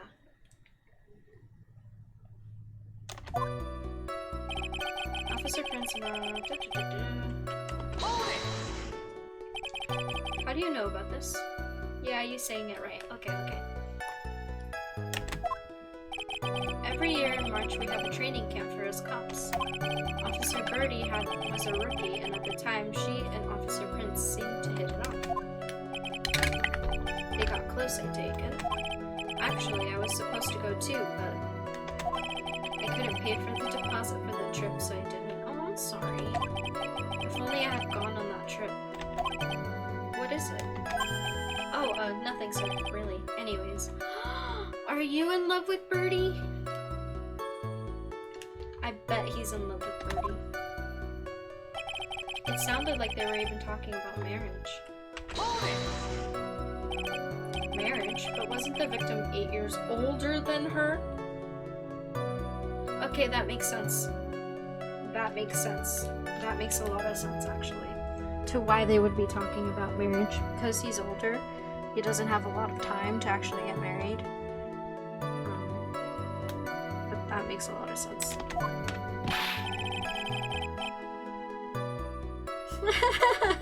What, you saying a guy's gotta marry someone the same age as himself, pal? No, that's not what I meant at all.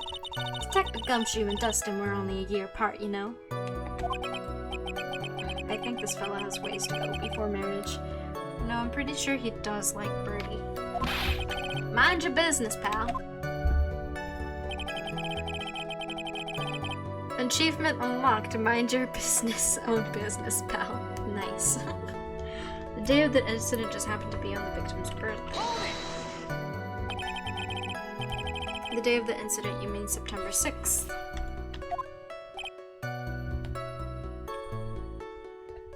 Yeah.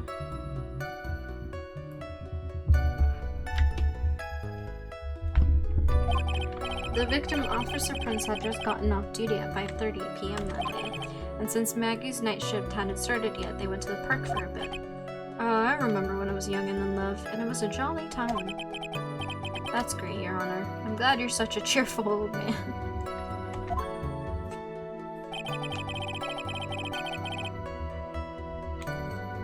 Maggie, Officer Birdie had gotten Officer Prince a present. I feel like he does have a crush on Maggie.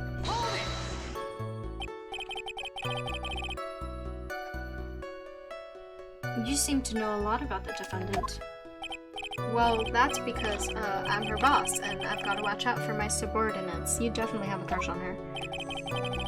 But even what she was going to give as a present present? Isn't that going too far?